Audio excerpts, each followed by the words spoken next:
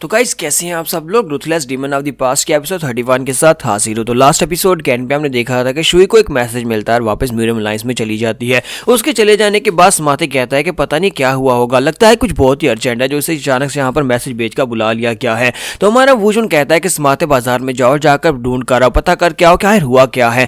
समाते कहता है कि मुझे फिर से यहाँ पर जाना पड़ेगा। अच्छा ठीक है मैं चले जाता हूँ। तो वो भी वहां पर चला जाता है जबकि शुई भागती वापस की तरफ जा रही होती है और साथ ही सोच रही होती है आखिर ऐसा कैसे हो सकता है कि के ऊपर यहाँ पर मार्शल गार्ड के ट्रेसेस मिले हैं। मैंने मार्शल गार्ड के लेजेंड के बारे में पहले भी सुना है। मैंने सुना है कि एक बंदा बहुत ही पावरफुल था जो कि मार्शल गार्ड लेवल तक पहुंच चुका था। वो इतना पावरफुल था कि उसने यहाँ पर बहुत सारे बड़े बड़े मार्शल आर्टिस्ट को हरा दिया था। उसकी टॉप अगर यहाँ पर मिली और साथ ही 3 स्काइज की टॉप यहाँ पर मिली है तो फिर मुझे लगता है ये बहुत ही इंपॉर्टेंट मसला है, मुझे जल्दी से जल्दी वापस पहुंचना होगा। तो समाते भी वहां पर इन्फॉर्मेशन लेने के बाद वापस आता है और उनको ये बात बताता है। समाते वापस आने के बाद बताता है कि उन लोगों को यहाँ पर एक आइलैंड के ऊपर उन्हें एक कैवरन मिली है और उन्हें लगता है कि ये कैवरन जो है मार्शल गार्ड से रिलेटेड है और उसके अंदर जो कवर है वो भी मार्शल गार्ड की है। और ये बात कंफर्म है क्योंकि इस वक्त गवर्नर भी इसी बारे में बात कर रहा था। तो ये बात सुनने के बाद मुजिन कहता है कि अगर ये बात वाकई में सच है तो ये बहुत ज्यादा सिंपल नहीं हो सकता, यानी कि इसमें काफी ज्यादा खतरे हो सकते हैं। अगर तो यहाँ पर ये जो कबर है वो वाकई में मार्शल गार्ड की, तो इसका मतलब यह है कि बहुत सारी फैक्शंस वहां पर जाएंगे और वहां पर उसकी लेगेसी को लेने की कोशिश करेंगे।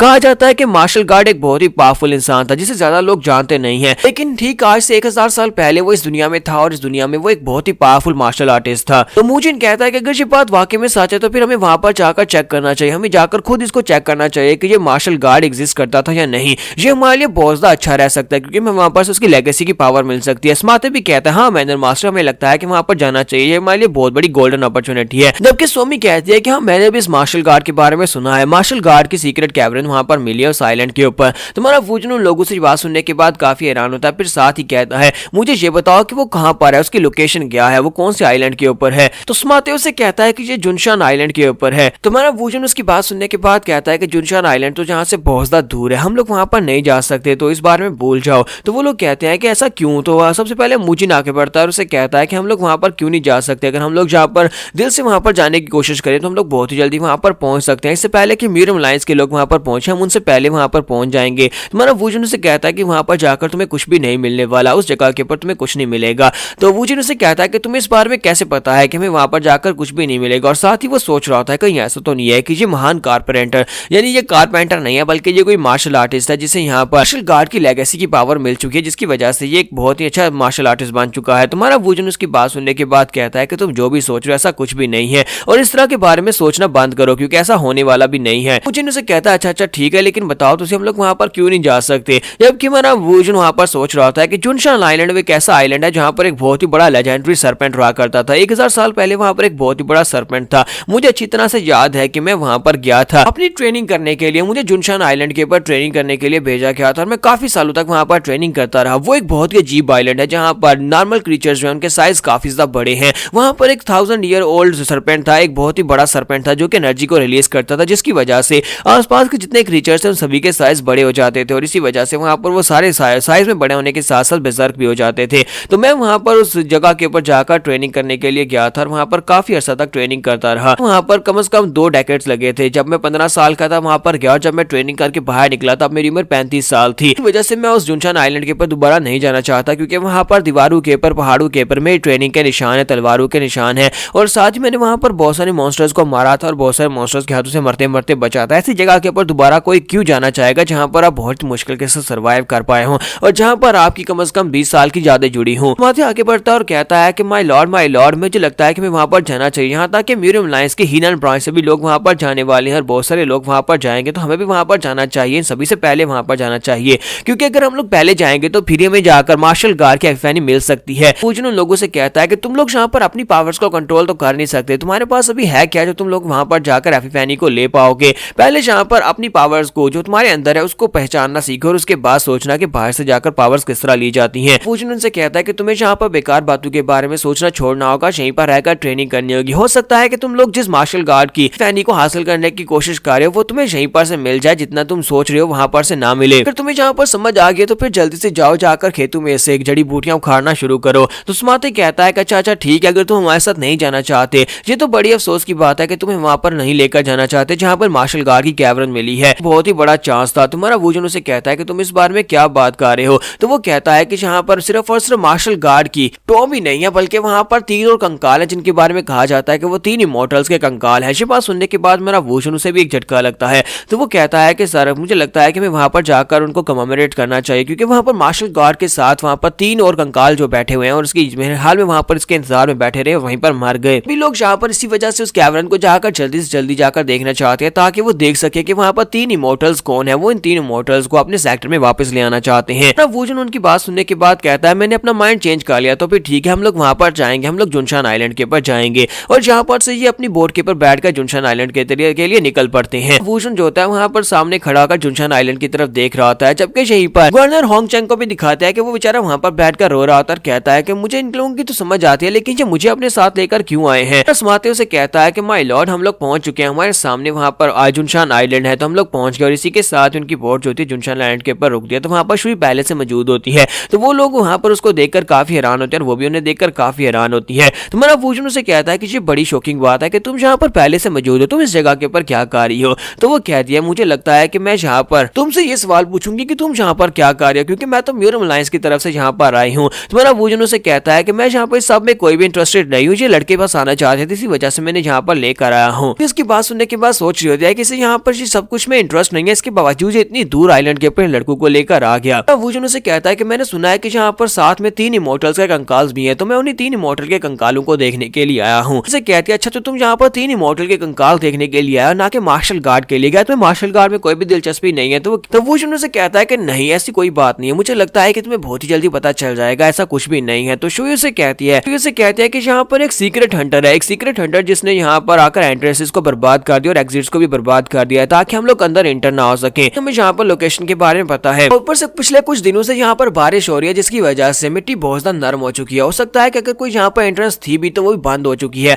और हो सकता है कि हमें वहाँ पर कैवरन के अंदर जाने का मौका ना मिले, लेकिन हम लोग अभी भी यहाँ पर उसको ढूंढ रहे हैं, हम लोग अंदर जाने का रास्ता ढूंढ रहे हैं। तो मेरा वोजन कहता है इसका मतलब यह है कि तुम लोगों को अभी तक एंट्रेंस का रास्ता नहीं मिला। तो वो कहती है हाँ मुझे एंट्रेंस का रास्ता नहीं मिला। वोजन कहता है तो फिर हम लोग यहाँ पर उस सीक्रेट हंटर से मिलना चाहेंगे। तो शुई कहती है यही तो बात है कि हम लोग सीक्रेट हंटर से भी नहीं मिल सकते क्योंकि वो मर चुका है। जब हम लोग यहाँ पर पहुंचे तो उसकी बॉडी यहीं पर पड़ी थी, यहाँ पर आइलैंड के ऊपर उसकी बॉडी पड़ी थी जिसके टुकड़े टुकड़े हो चुके थे। अगर उसके कपड़े नहीं होते तो हम उसे पहचान ही नहीं पाते, हमें पता ही नहीं चलता कि ये वाकई में एक हंटर है। हमारा वोजन कहता है कि मुझे लगता है कि जिसने भी यहाँ पर इस कैवरन को ढूंढा है उस बेचारे को मार दिया गया है, क्योंकि उन लोगों को लगता है कि उसे यहाँ पर से मार्शल गार्ड के कैवरन के अंदर से कोई लेगेसी की पावर मिली होगी, इसी वजह से सभी लोग उसका पीछा कर रहे होंगे। उसे कहता है कि तुम्हें नहीं लगता कि ये जगह जितना हमने सोचा था उससे ज्यादा शांत है, यानी यहाँ पर ज्यादा लोग नहीं है। तो शुई से कहती है क्योंकि यहाँ पर मार्शल गार्ड का श्राइन, तो इसी वजह से कोई भी यहाँ पर शोर नहीं करना चाहता, सभी लोग यहाँ पर चुपचाप आगे की तरफ बढ़ रहे हैं। इतना नहीं बल्कि यहाँ पर 3 इमॉर्टल्स की कॉर्प्सेस पड़ी हुई है, तो तुम्हें नहीं लगता कि यहाँ पर कोई भी आकर शोर मचाना नहीं चाहेगा, क्योंकि ये आइलैंड अब एक सेक्रेट आइलैंड बन चुका है। तो यहाँ पर हम लोग अपनी एपिसोड 31 का एंड करेंगे। नेक्स्ट एपिसोड में देखेंगे यहाँ पर उन तीनों कॉर्प्सेस को और मार्शल गार्ड के टॉम की लेगेसी को कौन हासिल करेगा। बहुत ही जल्दी वुडैंग सेक्रेट, डिमोनिक कल्ट और म्यूरम अलायंस सभी लोग जो है वो श्राइन तक पहुंच जाएंगे। तो एपिसोड की एक्सप्लेनेशन अच्छी लगी हो तो कमेंट करके जरूर बताइएगा और वीडियो को लाइक करना मत भूलिएगा। Thank you.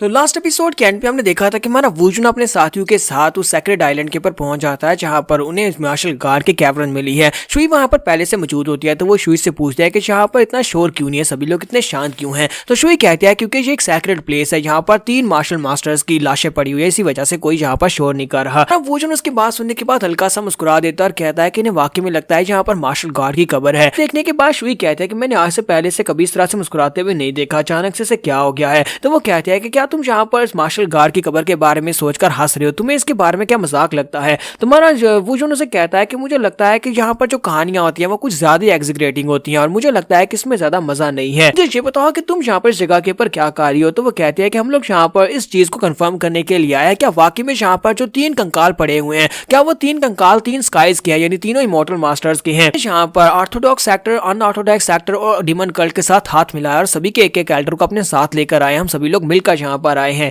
ये देखने के लिए कि यार वाकई में यहाँ पर किसी को कुछ मिलता है या नहीं। इसी के साथ साइड के ऊपर से आवाज आती है, एक लड़का चिल्लाकर कहता है हमें एंट्रेंस मिल गई। तो शुई कहती है कि लगता है कि उन्हें एंट्रेंस मिल गई है और इसी के साथ ही वो कहती है मुझे जाना होगा, वो भागती हुई उस तरफ चली जाती है। जबकि स्मार्टे कहता है कि अब हम लोग यहाँ पर किसका इंतजार कर रहे हैं, मुझे लगता है कि मैं म्यूरम अलायंस और डिमन कल्ट के उन तक पहुंचने से पहले वहां पर पहुंचना होगा ताकि हम लोग वहां पर से जाकर कुछ हासिल कर सके। हमें उस कब्र को पहले ढूंढना होगा। तो माँ किन्नन उसे कहता है कि मैं इस बारे में श्योर नहीं हूँ, मुझे लगता है कि तुम लोग यहाँ पर आसपास देखो और जाकर सिचुएशन को ऑब्जर्व ऑब्जर्व करो। कहते हैं कि अब हम लोग यहाँ पर क्या सिचुएशन का ऑब्जर्व करेंगे, पर तुम बताओ कि तुम यहाँ पर क्या करने वाले हो। तो वूजिन कहता है कि मुझे नींद आ रही है, मैं सोने के लिए जा रहा हूँ। तो ये बात सुनने के बाद मूजिन और दोनी काफी ज्यादा हैरान होते हैं और कहते हैं ये अचानक में यहाँ पर सोने के बारे में क्यों बात कर रहा है। तुम्हारा वूजिन कहता है कि मैंने यहाँ पर तुमसे क्या कहा है, मैंने कहा कि जाओ जाकर आसपास की एरिया को स्कैन करो और सिचुएशन के बारे में मुझे आकर बताना। यहाँ पर सामने पेड़ के नीचे सोने के लिए जा रहा हूँ। जबकि हमारा वूजिन जो होता है उन लोगों को वहां पर चकमा देने के बाद वहां से निकल जाता है। हमारा वूजिन उस माउंटेन की बैक साइड के ऊपर चला जाता है जहां पर उसे पहले से पता होता है कि यहाँ पर एक टेंपल हुआ करता था और उस टेंपल में जाने का रास्ता इस तरफ भी था। वूजिन कहता है कि उम्मीद करता हूँ कि उन लोगों को यहाँ पर अभी तक एंट्रेंस का रास्ता ना मिला हो, क्योंकि अगर एंट्रेंस का रास्ता मिल गया तो फिर उन्हें यहाँ पर मेरे यहाँ पर होने का सबूत भी मिल जाएगा और साथ ही वो तीनों मार्शल स्काइज जो है उनकी बॉडीज को भी वो ले जाएंगे।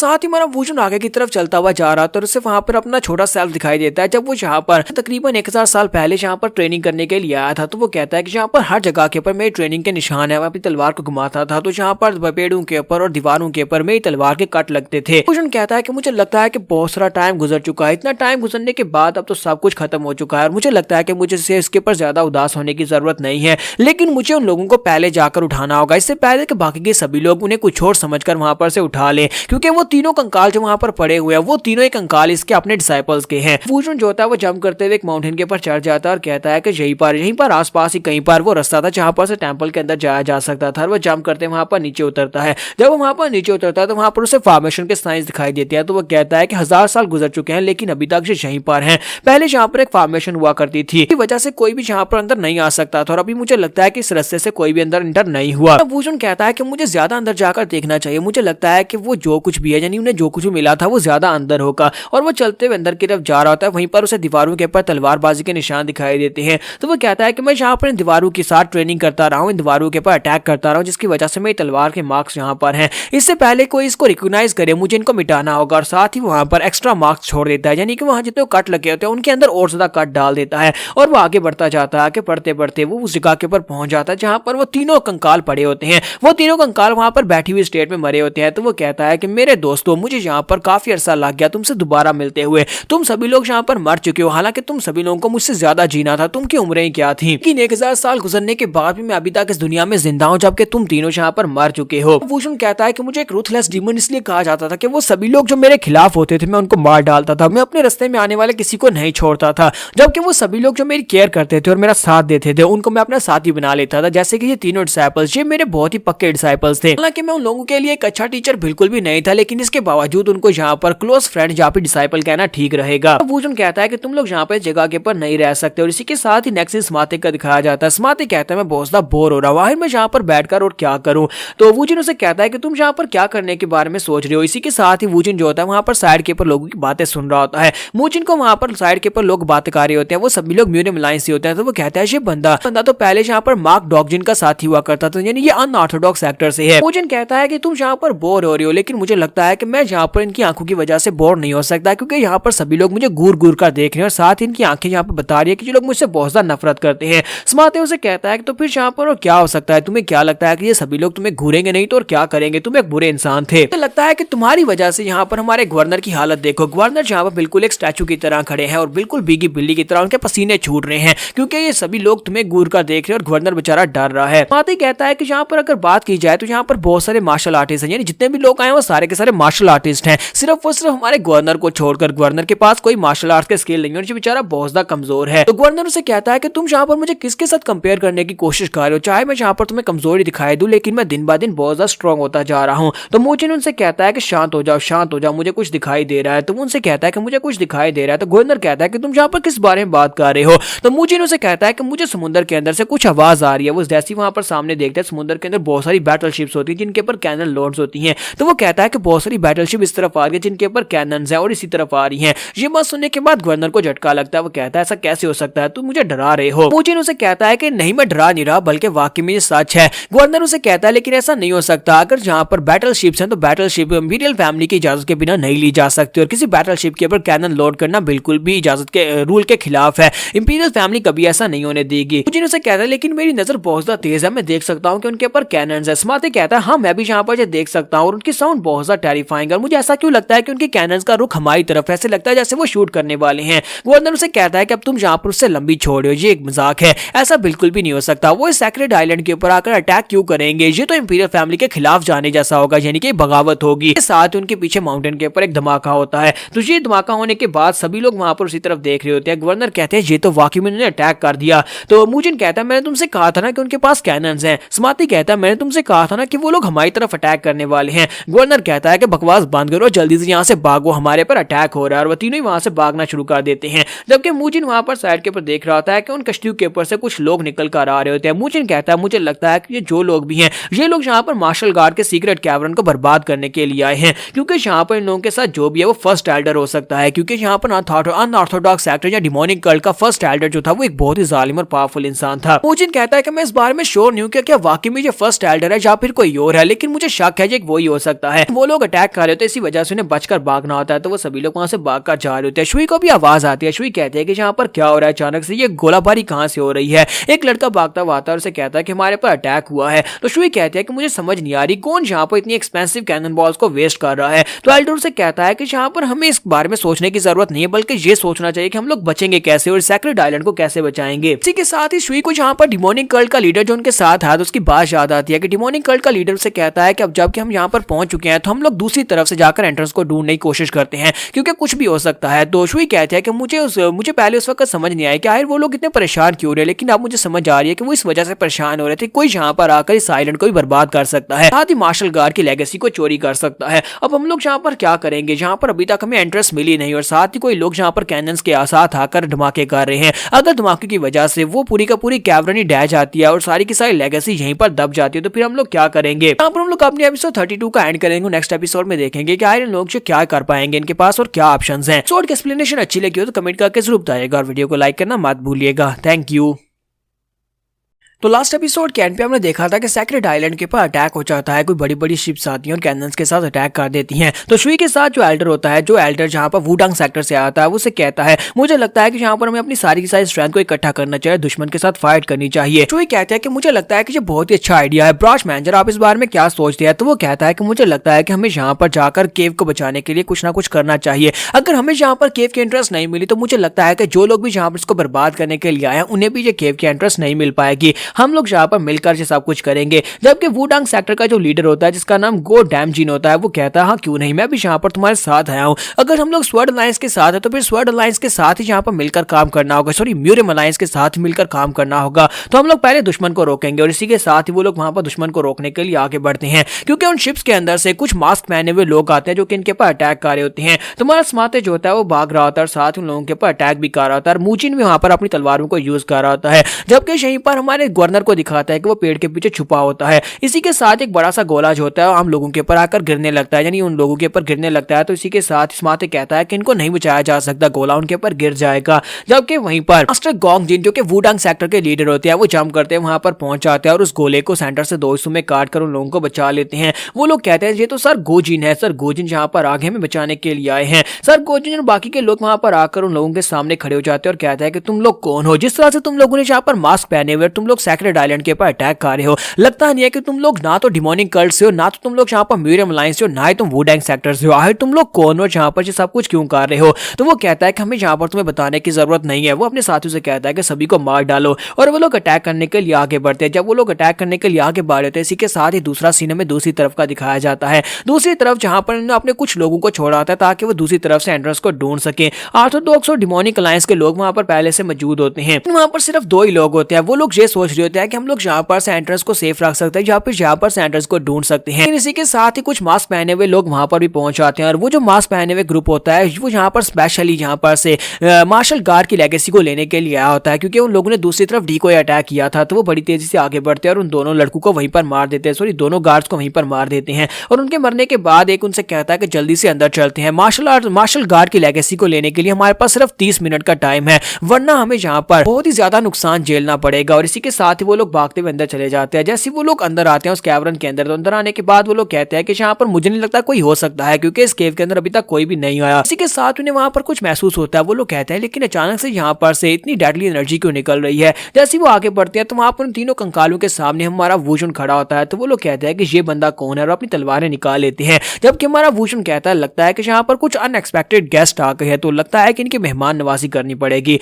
वूशन कहता है कि मैं यहाँ पर ये सोच रहा था कि मैं यहाँ पर से इन सभी चीजों को लेकर कैसे निकल पाऊंगा, क्योंकि यहाँ पर सबूत तो छोड़ने पड़ेंगे। लेकिन अब यहाँ पर ये अच्छी बात है कि तुम लोग खुद ही चलकर यहाँ पर आ गए हो, तुम्हारे पाँव के निशान ग्राउंड के ऊपर है। अगर मैं तुम सभी को यहाँ पर मारकर ये सब कुछ उठाकर ले जाता हूँ, मार्शल लेगेसी को ले जाता हूँ, तो फिर सभी को यकीन हो जाएगा कि तुम्हारे सेक्टर के लोग यहाँ पर ये सब कुछ लेकर गए हैं, यानी तुम लोग जो कि अटैक करने के लिए आए थे। बस सुनने के बाद वो लोग सोच रहे थे कि आज ये पागल कौन है और कौन है जो यहाँ पर हमारे साथ बहस कर रहा है। तो वो जल्दी से अपनी तलवारें पकड़ते हैं। तुम्हारा वूशन कहता है कि जिस तरह से इन लोगों ने अपनी तलवारें पकड़ी हुई हैं, लगता है कि ये किसी सीखे हुए मास्टर के स्टूडेंट्स हैं, जिसने यहाँ पर बहुत ही अच्छे से इनको तलवारबाजी सिखाई है। इन्होंने स्टैंस बिल्कुल परफेक्ट है, जैसे किसी को मारना चाहते हो, बिल्कुल एक असैसिन की तरह। तो वूशन कहता है कि तुम लोग यहाँ पर काफी ज्यादा इंटरेस्टिंग हो, क्या तुम लोग बताओगे नहीं कि तुम लोग कौन हो? तुम लोगों ने यहाँ पर अपनी जिंदगी की सबसे बड़ी मिस्टेक कर दी है इस जगह के ऊपर आकर। इसी के साथ उनमें से एक तलवार लेकर उसके ऊपर अटैक करने के लिए आगे बढ़ता है और बाकी के भी वहां पर उसके आसपास घूमना शुरू कर देते हैं। तुम्हारा वूशन कहता है कि तुम्हारी फॉर्मेशन काफी ज्यादा अच्छी है, लेकिन मुझे लगता है कि तुम्हारी फॉर्मेशन शाओलिन से ज्यादा अच्छी नहीं है। और इसी के साथ ही जब वो उसके इर्द घूम रहा होता है, सोच रहा होता है कि आज ये बंदा कौन है, जिस तरह से इसके पास एनर्जी निकल रही है, लगता है जो कोई मार्शल मास्टर है।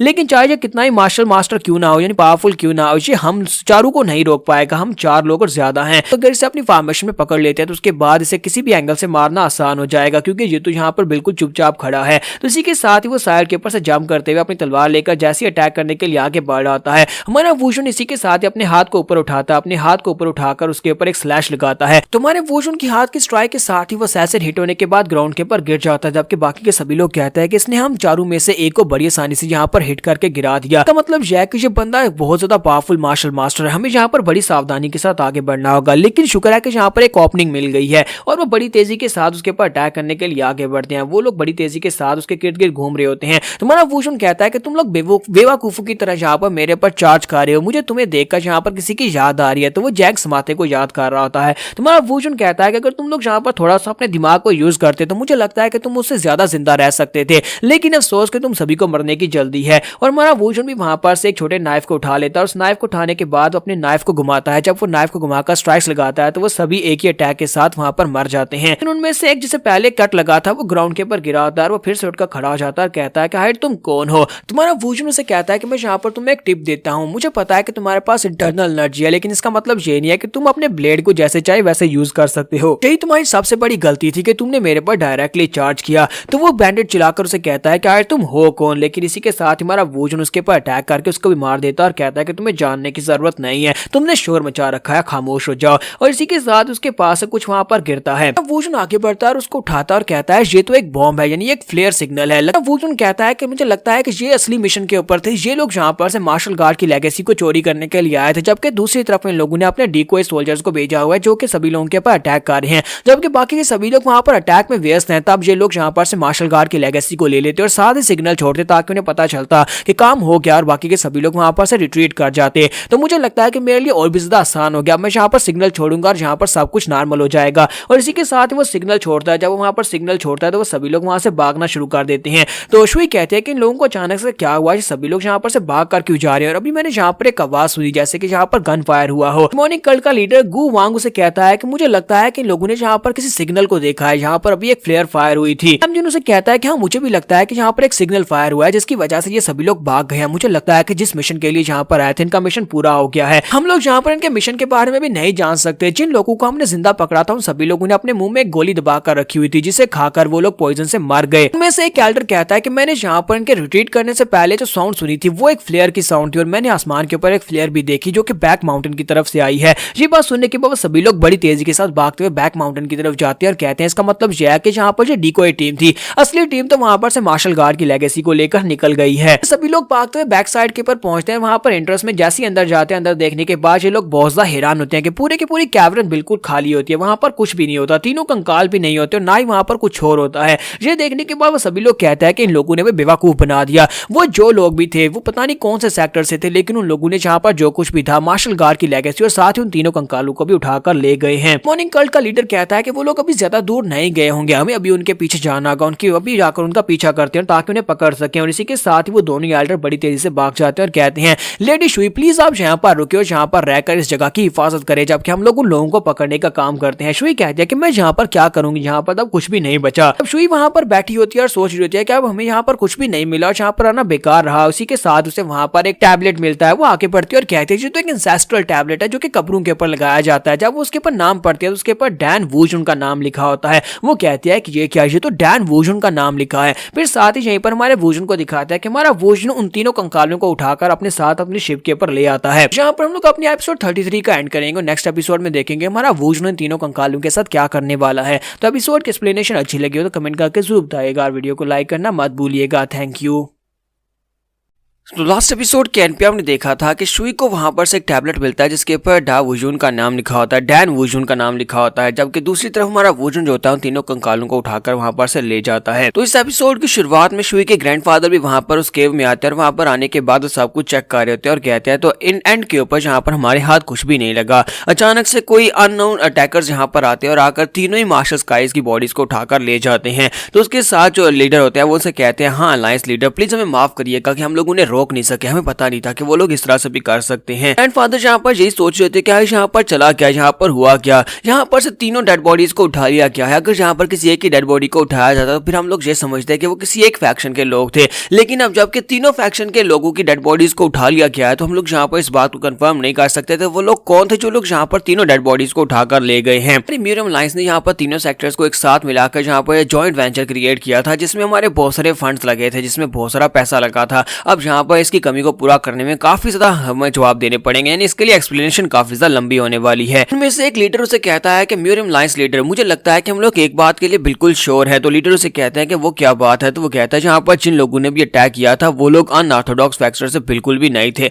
वो लोग किसी और फैक्शन थे। हम लोग यहाँ पर इनको चारों तरफ से मॉनिटर कर रहे थे, हमने किसी एक को भी नहीं छोड़ा, हमने सभी के ऊपर नजर रखी हुई थी। किसी यानी कि हमारे जिन फैक्शंस को हम लोग जानते हैं उनमें से वो नहीं थे। लगता है कि वो कोई ऐसी अननोन फोर्स है जिसके बारे में हम लोग अभी तक नहीं जानते, या फिर वो कोई फॉरेनर हो सकते हैं जो कि फॉरेन से यहाँ पर आए हों। तो ग्रैंड मास्टर से कहते हैं कि तुम लोग ये कह रहे हो कि वो लोग यहाँ के नहीं हैं, मुझे तो ऐसा लगता है कि वो लोग डिमोनिक कल्ट से हैं। ये बात सुनने के बाद वो दोनों काफी हैरान होते हैं और कहते हैं कि सर आप यहाँ पर क्या कह रहे हैं, कि आपको वाकई में लगता है कि ये डिमोनिक कल्ट की स्कीम हो सकती है। तो ग्रैंड मास्टर उन लोगों से कहते हैं कि मैं तो बस यहाँ पर तुम्हारे सामने अपना गैस रख रहा हूँ, मुझे ऐसा लगता है कि ये सब कुछ डिमोनिक कल्ट के लोगों का किया धरा है, क्योंकि डिमोनिक कल्ट के लोग जो कुछ भी करते हैं हम लोग डायरेक्टली उसके ऊपर भरोसा करने की जरूरत नहीं है। वो लोग जो कुछ भी करते हैं वो जहाँ पर सरफेस के ऊपर करते हैं लेकिन अंदर से वो है तो डिमोनिक कल्ट के लोग, इसी वजह से ये पॉसिबिलिटी हो सकती है। तो लीडर उसे कहते हैं कि सर ऐसा हो सकता है। हम लोगों ने डिमोनिक कल्ट वालों के ऊपर तो नजर ही नहीं रखी क्योंकि हमें पता था कि डिमोनिक कल्ट का एक लीडर भी हमारे साथ है, क्योंकि हम सभी लोग जहाँ पर इस जॉइंट वेंचर के ऊपर आए थे। लेकिन मुझे लगता है कि मुझे डिमोनिक कल्ट के लोगों को दोबारा से जाकर इन्वेस्टिगेट करना होगा और साथ ही वो एल्डर जो होते हैं वहां पर अपने लीडर के बारे में सोच रहे होते हैं कि नैमगांग चुन ये वाकई में एक बहुत ही महान इंसान है, ना सिर्फ ये इस एरा के एम्प्रेसवर्ड एम्परर है बल्कि इसके साथ साथ ये एक बहुत ही इंटेलिजेंट इंसान है। इसी वजह से तो यहाँ पर हमारी म्यूजियम अलायंस के लीडर है, इनकी सोचने समझने की शक्ति हम लोगों से बहुत ज्यादा तेज है। लेकिन अफसोस के बहुत ही जल्दी इनकी टर्म खत्म होने वाली है। जब ये रिटायर हो जाएंगे उसके बाद जब यहाँ पर म्यूजियम अलायंस का नया लीडर आएगा तो पता नहीं म्यूजियम अलायंस का क्या हाल होगा। इसी के साथ ही वहाँ पर उन्हें दीवारों के ऊपर तलवारों के निशान भी दिखाई देते हैं। एल्डर उसे कहता है कि म्यूजियम लीडर आपको क्या लगता है कि यहाँ पर जो तलवारबाजी के निशान किए गए हैं इनसे पता लगाया जा सकता है कौन यहाँ पर प्रैक्टिस करता रहा है। तो म्यूजियम लीडर से कहता है कि नहीं, से पता नहीं लगाया जा सकता क्योंकि यहाँ पर पहले वाले निशानों के अंदर कुछ और निशानों को ऐड कर दिया गया है ताकि पता ना लगाया जा सके कि कौन सी तलवारबाजी की टेक्निक को यूज किया गया है। तो शुई की ग्रैंडफादर वहां पर सोच रहे होता है कि फाइनली मुझे ऐसा लगा था कि मुझे यहाँ पर से कुछ ऐसा मिल सकता है, मार्शल गार्ड की लेगेसी में से कुछ मिल सकता है जिससे मैं अपनी तलवारबाजी को कंप्लीट कर सकता हूँ, क्योंकि मुझे हमेशा से लगता था कि मेरी तलवारबाजी कंप्लीट नहीं है। हालांकि मैं स्वर्ड एम्परर बन चुका हूँ लेकिन इसके बावजूद मेरे पास तलवारबाजी में कुछ ना कुछ तो कमी है। लेकिन किसने ऐसा चांस मेरे हाथ से छीन लिया है, वो कौन हो सकता है। यहीं पर से नेक्स्ट सीन जो होता है स्मार्टे का दिखाया जाता है। स्मार्टे बड़ी स्टैंस के साथ बैठा होता है और कहता है कि मुझे लगता है कि यहाँ पर कुछ बहुत ही बड़ा हो रहा है, सीक्रेटली यहाँ पर इस जगह के ऊपर कुछ हो रहा है। जिनसे कहता है कि हाँ मुझे तो ऐसा लगता है कि सीक्रेटली कुछ हो रहा है, लेकिन मुझे बताओ कि तुम यहाँ पर क्या कर रहे हो, किस तरह से यहाँ पर बैठे हुए हो, वो भी इतने सीरियस पोस्चर के अंदर। स्मार्टे उसे कहता है कि मुझे लगता है कि मास्टर इस वक्त सो नहीं रहे क्योंकि दिन के वक्त वो सोते नहीं है। मुझे लगता है कि वो कहीं से छुपकर हमारे पर नजर रख रहे हैं कि हम लोग ट्रेनिंग कर रहे हैं या नहीं, इसी वजह से मैं स्टैंस में बैठा हुआ हूँ। मुझे लगता है कि साइलेंट के ऊपर मास्टर हमें इसीलिए लेकर आए थे ताकि हम लोग यहाँ पर ट्रेनिंग कर सके, क्योंकि उन्हें पता होगा कि यहाँ पर अटैक होने वाला है और वो यहाँ पर हमारे पर नजर रख रहे हैं। उजिन उसे कहता है मुझे तो ऐसा बिल्कुल भी नहीं लगता कि हमारे पर नजर रख रहे रहे हैं। मातेओ से कहता है लेकिन मुझे ऐसा लगता है कि मास्टर सोने के लिए नहीं गए, बल्कि वो इस वक्त उस केव के अंदर गए होंगे जहाँ पर मार्शल गार्ड की लेगेसी पड़ी हुई है, और वहां से हमारे लिए कुछ ना कुछ अच्छा लेकर आएंगे और हमें आकर कहेंगे कि मैं तुम लोगों के लिए यहाँ पर गिफ्ट्स लेकर आया हूँ। तो वूजिन उसे कहता है कि अगर ऐसा हो जाए तो मुझे लगता है ये बहुत ज्यादा अच्छा रहेगा अगर वो वहां पर चले जाए, वहां पर जाकर हमारे लिए कुछ अच्छे गिफ्ट्स लेकर आए। इसके साथ ही उन दोनों को वहां पर पीछे से आवाज आती है। तुम्हारा वूजिन वहां पर पहुंच आता है, उनसे कहता है कि तुम दोनों यहाँ पर क्या कर रहे हो, जल्दी से मेरे पास आओ। तो दोनों भागते हुए उसकी तरफ आगे बढ़ते हैं। तुम्हारा वूजिन ने वहां पर अपने कंधे पर एक थैला उठा रखा होता है। तो वूजिन कहता है कि प्लीज मुझे माफ करना, मैं लेट हो गया, मैं तुम्हारे लिए कुछ लेकर आया हूँ, चलो जल्दी से यहाँ पर आ जाओ। और वो उनके सामने वहां पर उस बड़े से थैले को फेंक देता है। तो वो दोनों काफी ज्यादा खुश हो रहे थे। स्मार्टी भागता वाके पड़ता है, उस थैले को खोलता है, कहता है कि मास्टर मास्टर हमारे लिए क्या अच्छी चीज लेकर आए हो सकता है कि इसके अंदर से कोई बहुत ही महान मार्शल आर्ट्स की टेक्निक निकल आए। तो जैसे ही वहां पर उसको ओपन करता है तो उसके अंदर से 2 शॉवल्स निकल आते हैं। तो वो दोनों इस बात से काफी ज्यादा हैरान होते हैं। तो वूजिन कहता है कि तुम लोग क्या कर रहे हो, क्या तुमने कभी पहले शॉवल्स नहीं देखे? तो दोनों कहते हैं लेकिन मास्टर इनका हम लोग क्या करेंगे? तो वूजिन कहता है क्या तुम्हें पता नहीं है इनका क्या करते हैं, चलो जल्दी से यहाँ पर गड्ढा खोदना शुरू करो। दोनों को यहाँ पर एक झटका लगता है, क्या इन्हें यहाँ पर गड्ढा खोदना पड़ेगा? तो हमारा वूजिन कहता है कि तुम लोगों ने सुना नहीं मैंने क्या कहा, चलो जल्दी से यहाँ पर गड्ढा खोदना शुरू करो। और दोनों वहां पर गड्ढा खोदना शुरू कर देते हैं। दोनों शॉवल्स के साथ वहां पर गहरा गड्ढा खोद देते हैं। तुम्हारा वूजिन कहता है तुमने जहाँ पर बहुत ही अच्छा किया, आप जहाँ पर पूरी स्ट्रेंथ लगा, पूरी जान लगाकर 3 गड्ढे खोद कर दो। और 3 गड्ढे खुदने के बाद उसे कहते हैं कि मास्टर हो गया, हमने कर दिया। तुम्हारा वूजिन कहता है बहुत ही अच्छी बात है। फिर साथ ही उसे कहता है कि चलो जल्दी से आप वहां पर उन झाड़ियों के अंदर जाओ। उस माते से कहता है कि वहां पर झाड़ियों के अंदर जो कुछ भी है उसे लेकर आओ और बड़ी एहतियात और ध्यान से लेकर आना। के साथ इस माते भागता हुआ झाड़ियों में जाता है, जहाँ पर जाकर सोच रहा था ये फिर से मुझे यहाँ पर ऑर्डर्स दे रहा है, देखो तो जरा यहाँ पर जो मेरे साथ करता क्या है। वो वहां पर जाता है तो झाड़ियों के अंदर कुछ भी नहीं होता। वो कहता है मास्टर यहाँ पर तो कुछ भी नहीं है, ये बिल्कुल खाली है। तुम्हारा वूजिन उसे कहता है कि जरा अपना हाथ आगे बढ़ाओ, वहां पर एक हिडन फॉर्मेशन है, उसके अंदर कुछ पड़ा हुआ है। तो वो उस माते कहता है कि लेकिन यहाँ पर एक हिडन फॉर्मेशन की जरूरत ही क्या है, यहाँ पर क्या हो सकता है? तो अपना हाथ आगे बढ़ाता है हिडन फॉर्मेशन के अंदर, तो हिडन फॉर्मेशन जो होती है वो डीएक्टिवेट हो जाती है। और इसी के साथ उसके सामने वहां पर 3 कंकाल पड़े होते हैं। तीनों कंकालों को देखने के बाद माते को झटका लगता है। वो चलाकर कहता है मास्टर मास्टर ये क्या है? माते उसे कहता है कि मैंने मास्टर ये स्केलेटन यहाँ पर क्या कर रहा है? तुम्हारा वूजिन उसे कहता है कि इन तीनों को उठाओ बड़ी एहतियात के साथ और इन तीनों को यहाँ पर एक एक कब्र के अंदर आकर दफना दो, और जहाँ पर बहुत ही ज्यादा इज्जत के साथ इनको दफनाना। और इसी के साथ ही वो तीनों की कब्र वहां पर बना देते हैं। जबकि यहाँ पर से नेक्स्ट सीन शुई का दिखाया जाता है कि शुई जो होती है वो अपने घर में बैठी होती है, लेकिन वो ये सोच रही होती है कि वाकई में उस टैबलेट के ऊपर डैन वूजिन का नाम लिखा हुआ था। लेकिन डैन वूजिन 1000 साल पहले डैन वूजिन जो मार्शल गार्ड हुआ करता था उसका नाम अब यहाँ पर जो कारपेंटर डैन वूजिन है, सोमी के डैड, उन दोनों का नाम एक जैसा कैसे हो सकता है? आखिर ऐसा कैसे हो सकता है कि दोनों के नाम एक जैसे हैं? और ऊपर से ये मैन बहुत सा मिस्टीरियस भी है। साथ ही वो कहती है लेकिन ये तो पॉसिबल है कि एक जैसे नाम हो सकते हैं, क्योंकि 1000 साल गुजर चुके हैं। 1000 साल के बाद यहाँ पर एक जैसे नाम होना ये तो कोइंसिडेंस हो सकता है, क्योंकि इंसान 1000 साल तक जिंदा नहीं रह सकते, चाहे वो कितनी पावरफुल क्यों ना हो। 1000 साल तक तो जिंदा नहीं रह सकते। इसके साथ ही ग्रैंडफादर वहां पर पहुंच आते हैं और उसे कहते हैं कि बेटा तुम यहाँ पर क्या सोच रहे हो, लगता है कि तुम कुछ ज्यादा परेशान हो। तो वो कहती है ग्रैंडफादर यहाँ पर किसी बात को लेकर काफी ज्यादा परेशान हूँ, बात जो है वो मेरे दिमाग के ऊपर काफी ज्यादा जोर डाल रही है। तो ग्रैंडफादर उसे कहते हैं कि हाँ बताओ तुम यहाँ पर क्या सोच रही हो? मुझे पता है कि आइलैंड के ऊपर अटैक और वहां पर मार्शल गार्ड की सारी लेगेसी को ले जाया जा चुका है, और साथ ही वहां पर से तीनों डेड बॉडीज को भी हटा दिया गया है। तो इनमें से कौन सी बात है जो तुम्हें तंग कर रही है? तो शुई कहती है ग्रैंडफादर मैं ये जानना चाहती हूँ क्या इंसानों के लिए पॉसिबल है कि वो 1000 साल तक जिंदा रह सकते हैं? ग्रैंडफादर उसे कहता है कि ये तो बहुत ही इंटरेस्टिंग सवाल है, लेकिन अफसोस बेटा यहाँ पर इंसान 1000 साल तक जिंदा नहीं रह सकते। तो किन के बारे में तुम जानती होगी? एम्परर किन ने जहाँ पर अपनी सारी जिंदगी लगा दी, अपना सारी दौलत लगा दी एक ऐसी पिल बनाने में जिससे वो अपनी लाइफ को बढ़ा सके, लेकिन अफसोस के वो भी अपनी लाइफ को नहीं बढ़ा सका और 100 साल में मर गया। तो इंसान जो होते हैं वो इतनी ज्यादा लंबी जिंदगी नहीं जी सकते, लेकिन इसके अलावा भी कुछ और चीजें हैं जो कि यहाँ पर लंबी जिंदगी जी सकती है, जिनमें तुम्हें याद होगा 8 इमोर्टल्स जो कि यहाँ पर ब्लू मून में अपीयर हुए थे। इससे 1000 साल पहले आसमान के ऊपर से 8 इमोर्टल्स जो थे वो हमारी इस दुनिया के ऊपर डिसेंड हुए थे, और जहाँ पर आकर पता नहीं उन लोगों ने क्या किया था, लेकिन उनके बारे में कहानी है कि वो 8 इमोर्टल्स हैं। अगर वो वाकई में इमोर्टल्स हैं तो इसका मतलब यह है कि वो अभी तक जिंदा होंगे। मुझे लगता है कि ये सिर्फ और सिर्फ एक लेजेंडरी कहानी है, इसमें कोई सच्चाई नहीं हो सकती, क्योंकि ऐसा कैसे हो सकता है कि आसमान के ऊपर से कोई 8 इमोर्टल्स यहाँ पर ग्राउंड के ऊपर उतरे हों। यहाँ पर हम लोग अपनी एपिसोड 34 का एंड करेंगे। नेक्स्ट एपिसोड में देखेंगे कि शुई को हमारे वूजिन के ऊपर शक है तो वो अपने शक को कैसे क्लियर करेगी। तो एपिसोड की एक्सप्लेनेशन अच्छी लगी हो तो कमेंट करके जरूर बताइएगा। वीडियो को लाइक करना मत भूलिएगा। Thank you.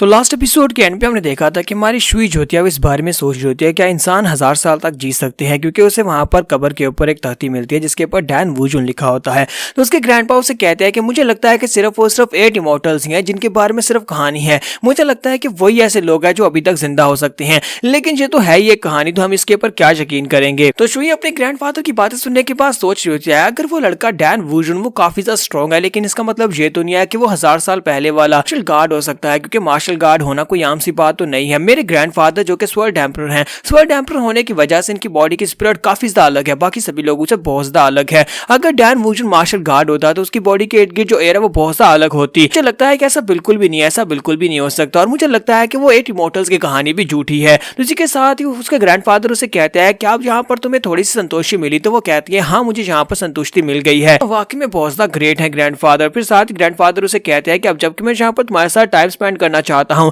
तो क्यों ना हम लोग डोंगटिंग लेक के ऊपर चले, वहां पर चलकर घूम कर आते, क्योंकि वहां का सीन बहुत ज्यादा मजेदार है। तो वो उसे कहती है क्यों नहीं ग्रैंडफादर। इसी के साथ ही वो लोग वहां पर चले जाते हैं। जबकि नेक्स्ट सीन हमारे वूजुन का दिखाया जाता है कि हमारा वूजुन जो होता है उन तीनों कंकालों को वहां पर दफनाने के बाद उनकी कब्र बनवाता है और साथ ही उनके सामने वहां पर इनको पोर कर रहा होता है, यानी वाइन डाल रहा होता है। शायद उनकी कोई रीति रिवाज होती है जिसके मुताबिक वो ये सब कुछ कर रहा होता है। तुम्हारा वूजुन कहता है कि तुम सभी लोग जब जिंदा थे तुम्हें यहाँ पर वाइन पीना बहुत ज्यादा पसंद था, इसी वजह से मैं यहाँ पर तुम्हारे मरने के बाद वाइन पोर कर रहा हूँ। तो स्मार्टी और मूचिन दोनों वहां पर खड़े ये सब कुछ देख रहे होते हैं। इसी के साथ स्मार्टी आगे बढ़ता है और कहता है कि मास्टर मैं भी यहाँ पर इनके सामने वाइन ऑफर करना चाहता हूँ। तुम्हारा वूजुन कहता है अच्छा ठीक है तुम कर सकते हो, और इसी के साथ ही वो आगे बढ़ता है, वाइन की बॉटल को पकड़ता है और उसे वहां पर डाल रहा होता है और सोच रहा होता है मेरे मास्टर यहाँ पर बहुत ही अकेला फील कर रहे होंगे, क्योंकि वो शायद जो भी है ये इसके दोस्त होंगे या फिर जो भी होंगे जिनको ये रिस्पेक्ट देना चाहता है। स्मार्टी जब वहां पर वाइन गिरा रहा होता है साथ उसे वहां पर वाइन की स्मेल काफी ज्यादा अच्छी लगती है, तो वो ग्लास के अंदर वाइन डाल लेता है और कहता है कि चलो इसको टेस्ट करके देख लेते हैं क्योंकि ये काफी अच्छी लग रही है।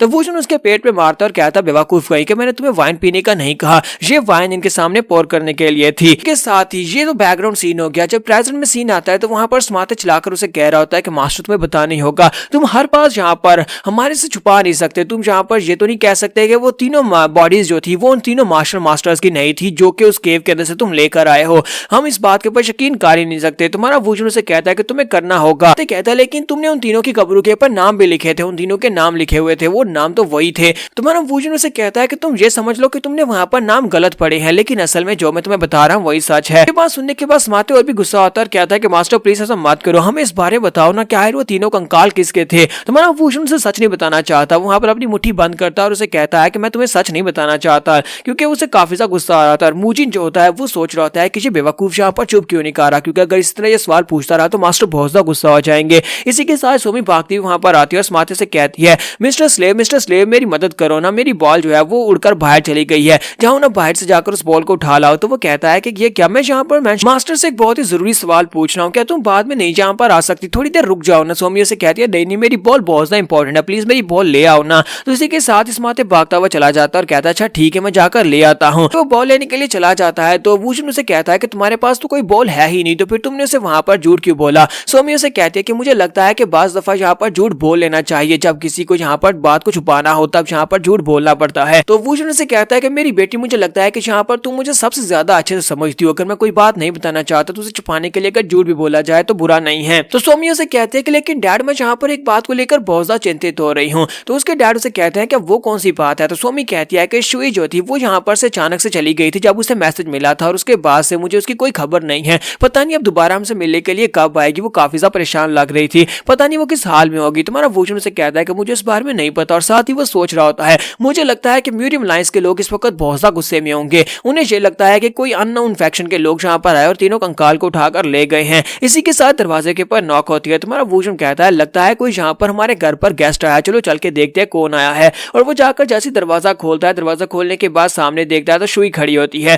तो सोमी तो उसे देखती बहुत ज्यादा खुश हो जाती है, तो शुई भी उसे हेलो बोलती है, और इसी के साथ शुई उनसे कहती है कि मैं यहाँ पर इतनी रात के वक्त, तो वो भी अपनी बात को कंप्लीट भी नहीं करती कि हमारा वूजुन कहता है लगता है कि आज हम यहाँ पर हमारे यहाँ एक बहुत ही खास गेस्ट आया है। ग्रैंडफादर भी उसके साथ ही होती है क्योंकि डोंगटिंग लेक यहाँ पर से काफी ज्यादा करीब है। तो ग्रैंडपा कहते हैं ये तो बड़ी अच्छी बात है कि तुम यहाँ पर मुझे इंपॉर्टेंट गेस्ट कह रहे हो। तो इसी के साथ ही शुई से कहती है कि हम लोग यहाँ पर डोंगटिंग लेक को विजिट करने के लिए आए थे, रात काफी हो गई, हम लोग किसी होटल में नहीं जा सकते थे, इसी वजह से तुम्हारे पास है क्या रहने के लिए जगह मिलेगी। तुम्हारा वूजुन अंदर चला जाता है और कहता है ठीक है आ जाओ। तो इस बात से शुई काफी हैरान होती है कि ये गुस्से नहीं हुआ। तो अंदर जाते हुए हमारा वूजुन कहता है कि मैं तो यहाँ पर ये सोच रहा था कि म्यूरियम लाइंस को इस वक्त वक्त बहुत ज्यादा काम होगा, लेकिन तुम यहाँ पर म्यूरियम लाइंस के लोग इस वक्त डोंगटेंग लेक को विजिट कर रहे हो, इसका मतलब यह है कि सब कुछ शांत हो चुका है। ग्रैंडफादर उसे कहते हैं कि मैं एक बुढ़ा आदमी हूँ, बुढ़े आदमी को यहाँ पर इतना ज्यादा काम नहीं करना चाहिए और मुझे अच्छी तरह से पता है कि मैं यहाँ पर काम नहीं कर सकता और मेरे लोगों को भी पता है कि मैं बुढ़ा हो चुका हूँ।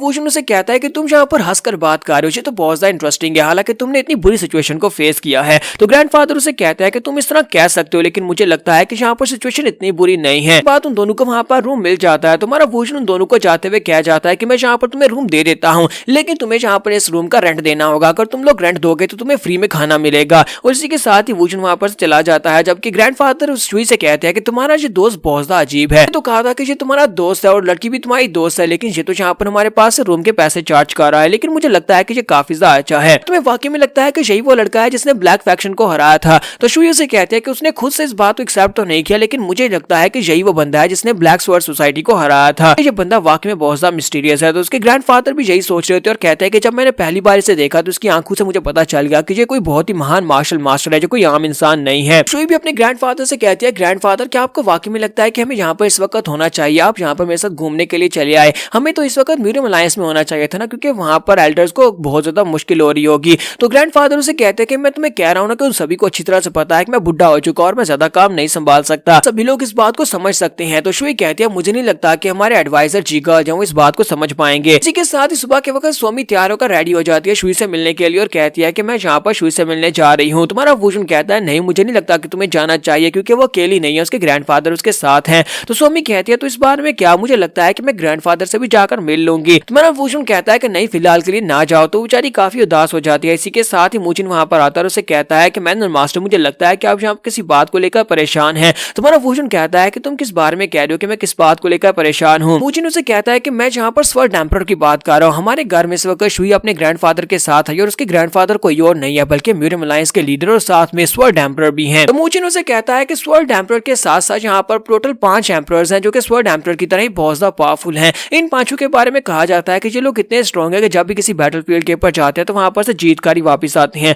तो वुशन कहता है कि अच्छा ठीक है, मुझे समझ आई कि तुम यहाँ पर क्या बात कर रहे हो, क्योंकि शुई हमेशा यहाँ पर अपने ग्रैंडफादर की तारीफें करती थी। तो वो कहता है कि मैंने यहाँ पर बहुत सारी तारीफें सुनी है इस बुढ़े आदमी की। यहाँ पर इसे देखने के बाद मुझे लगता है कि अभी भी यहाँ पर इसकी तलवारबाजी कंप्लीट नहीं है, यानी कि ये कंप्लीट मास्टर बिल्कुल भी नहीं है जिस तरह के कंप्लीट मास्टर्स को होना चाहिए। मूचिन कहता है, मास्टर आपको क्या लगता है कि ये लोग यहाँ पर उस आइलैंड के ऊपर जो कुछ भी हुआ था उसी वजह से यहाँ पर हमारे घर रहने के लिए आए होंगे? हमारा वुशन कहता है कि मुझे ऐसा बिल्कुल भी नहीं लगता, मुझे लगता है कि ये वैसे यहाँ पर आए हैं, शायद डोंगटिंग लेक को विजिट करने के लिए आए थे। जो भी हो, मुझे लगता है कि हमारी किस्मत में लिखा हुआ था यहाँ पर हम सभी लोगों का एक साथ मिलना। तो यहाँ पर हम लोग अपनी एपिसोड 35 का एंड करेंगे और नेक्स्ट एपिसोड में देखेंगे कि ग्रैंडफादर को यहाँ पर से क्या हासिल होने वाला है, कि वो मार्शल गार्ड के घर पर रहने के लिए आए हैं तो कुछ ना कुछ तो उन्हें मिलेगा ही। तो यहाँ पर एपिसोड का एंड होगा।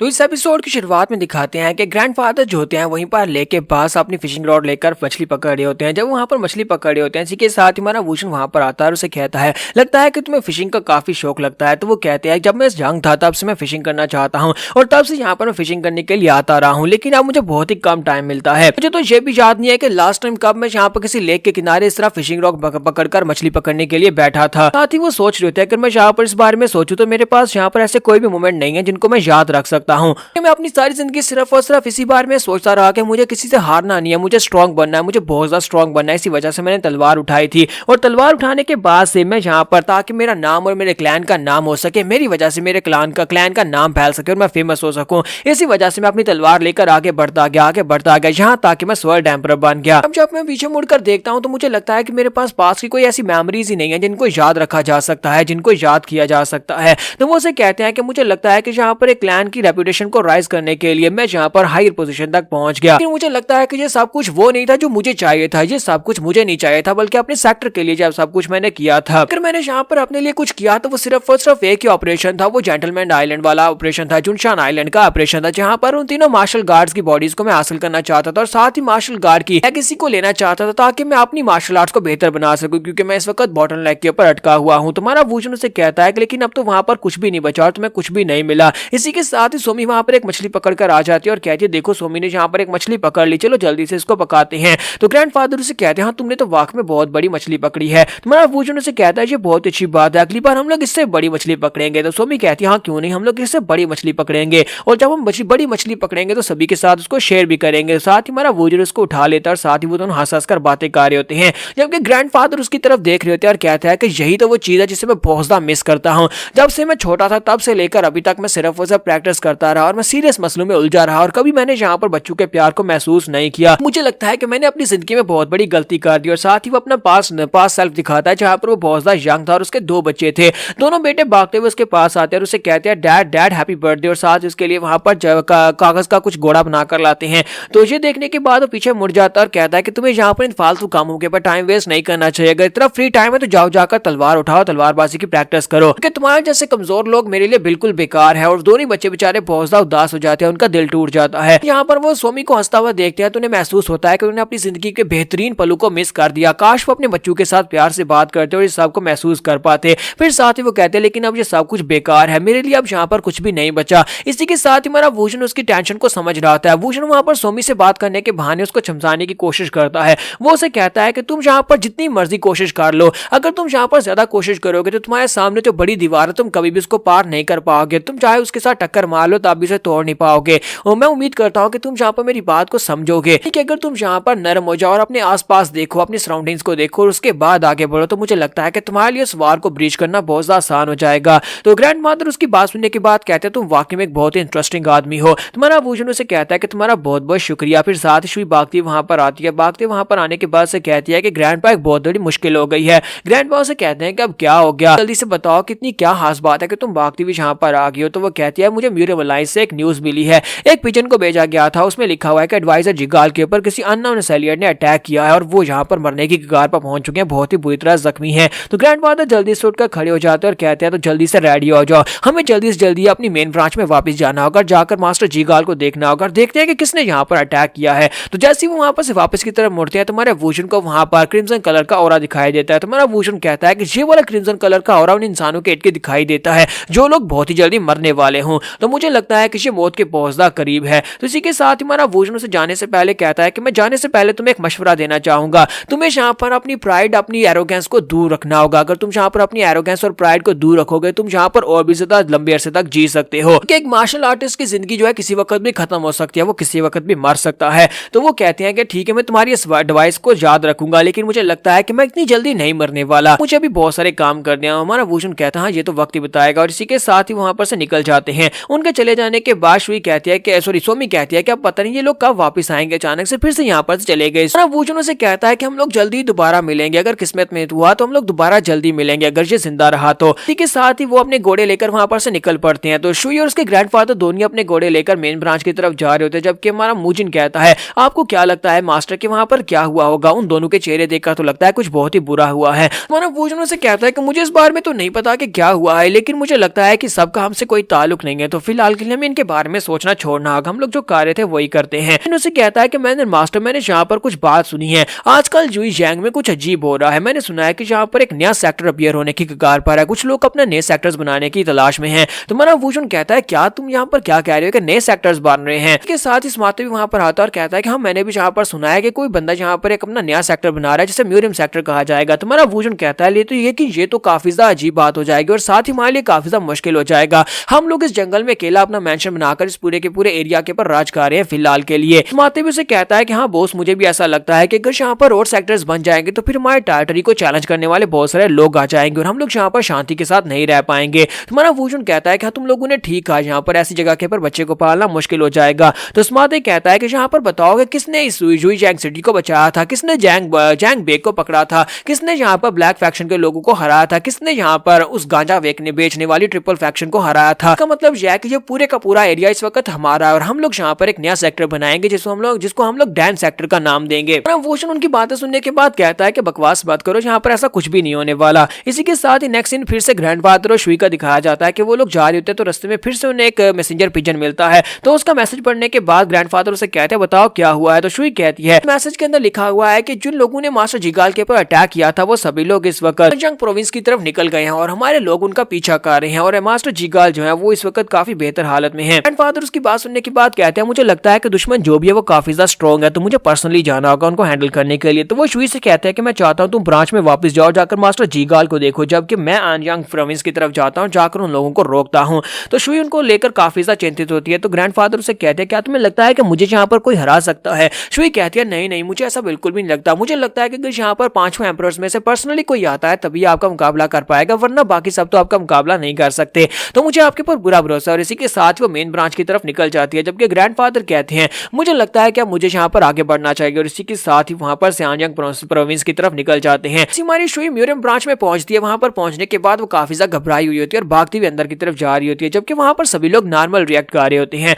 नौकरानी उसे कहते हैं कैप्टन आप इतनी जल्दी वापस आ गए और आप इतनी जल्दी में क्यों हैं? तो वो उससे पूछती है कि एडवाइजर जेगाल कहां पर है? तो वो कहती है वो तो अपनी मेन बिल्डिंग में और इस वक्त अपनी लाइब्रेरी में बैठकर किताबें पढ़ रहे हैं। सुनने के बाद वो कहती है क्या वो इस वक्त मेन बिल्डिंग में और किताबें पढ़ रहे हैं? ऐसा कैसे हो सकता है? और वो जल्दी से भागती वहां पर जाती है। जैसे वो मेन बिल्डिंग में जाती है तो वहां पर वाकई मास्टर जीगाल बैठे होते हैं। तो वो उसे कहते हैं कि शुई तुम्हें क्या हुआ, तुम इतनी ज्यादा हक्की बक्की क्यों हो रही है और ऊपर से तुम्हें इतने सांस क्यों चढ़े हुए हैं? तो वो भागती हुई आगे बढ़ती है और कहते हैं कि मास्टर जीगाल क्या आप ठीक है? क्या आपको कुछ ज्यादा चोट तो नहीं लगी? मास्टर जीगाल कहते हैं कि इस बात का क्या मतलब है, क्या मुझे चोट लगनी चाहिए थी? शुई कहती है कि हमें एक मैसेज मिला था, उस मैसेज में लिखा हुआ था कि आपके ऊपर दुश्मन ने अटैक किया और आप यहाँ पर मौत के बहुत ज्यादा करीब पहुंच चुके हैं, यानी आप बहुत ही बुरी तरह जख्मी हैं। ये बात सुनने के बाद मास्टर जीगाल को भी झटका लगता है। वो कहते हैं तुम्हें वो मैसेज किसने भेजा था? इसके साथ ही शुई को समझ आ जाती है कि उसके ग्रैंडफादर की जिंदगी इस वक्त बहुत बड़े खतरे में है। तो यहाँ पर एपिसोड 36 का एंड करेंगे। नेक्स्ट एपिसोड में देखेंगे क्या मास्टर ग्रैंडफादर बच पाएंगे या नहीं। एपिसोड की एक्सप्लेनेशन अच्छी लगी हो तो कमेंट करके जरूर बताइएगा। चैनल को सब्सक्राइब करना मत भूलिएगा। Thank you.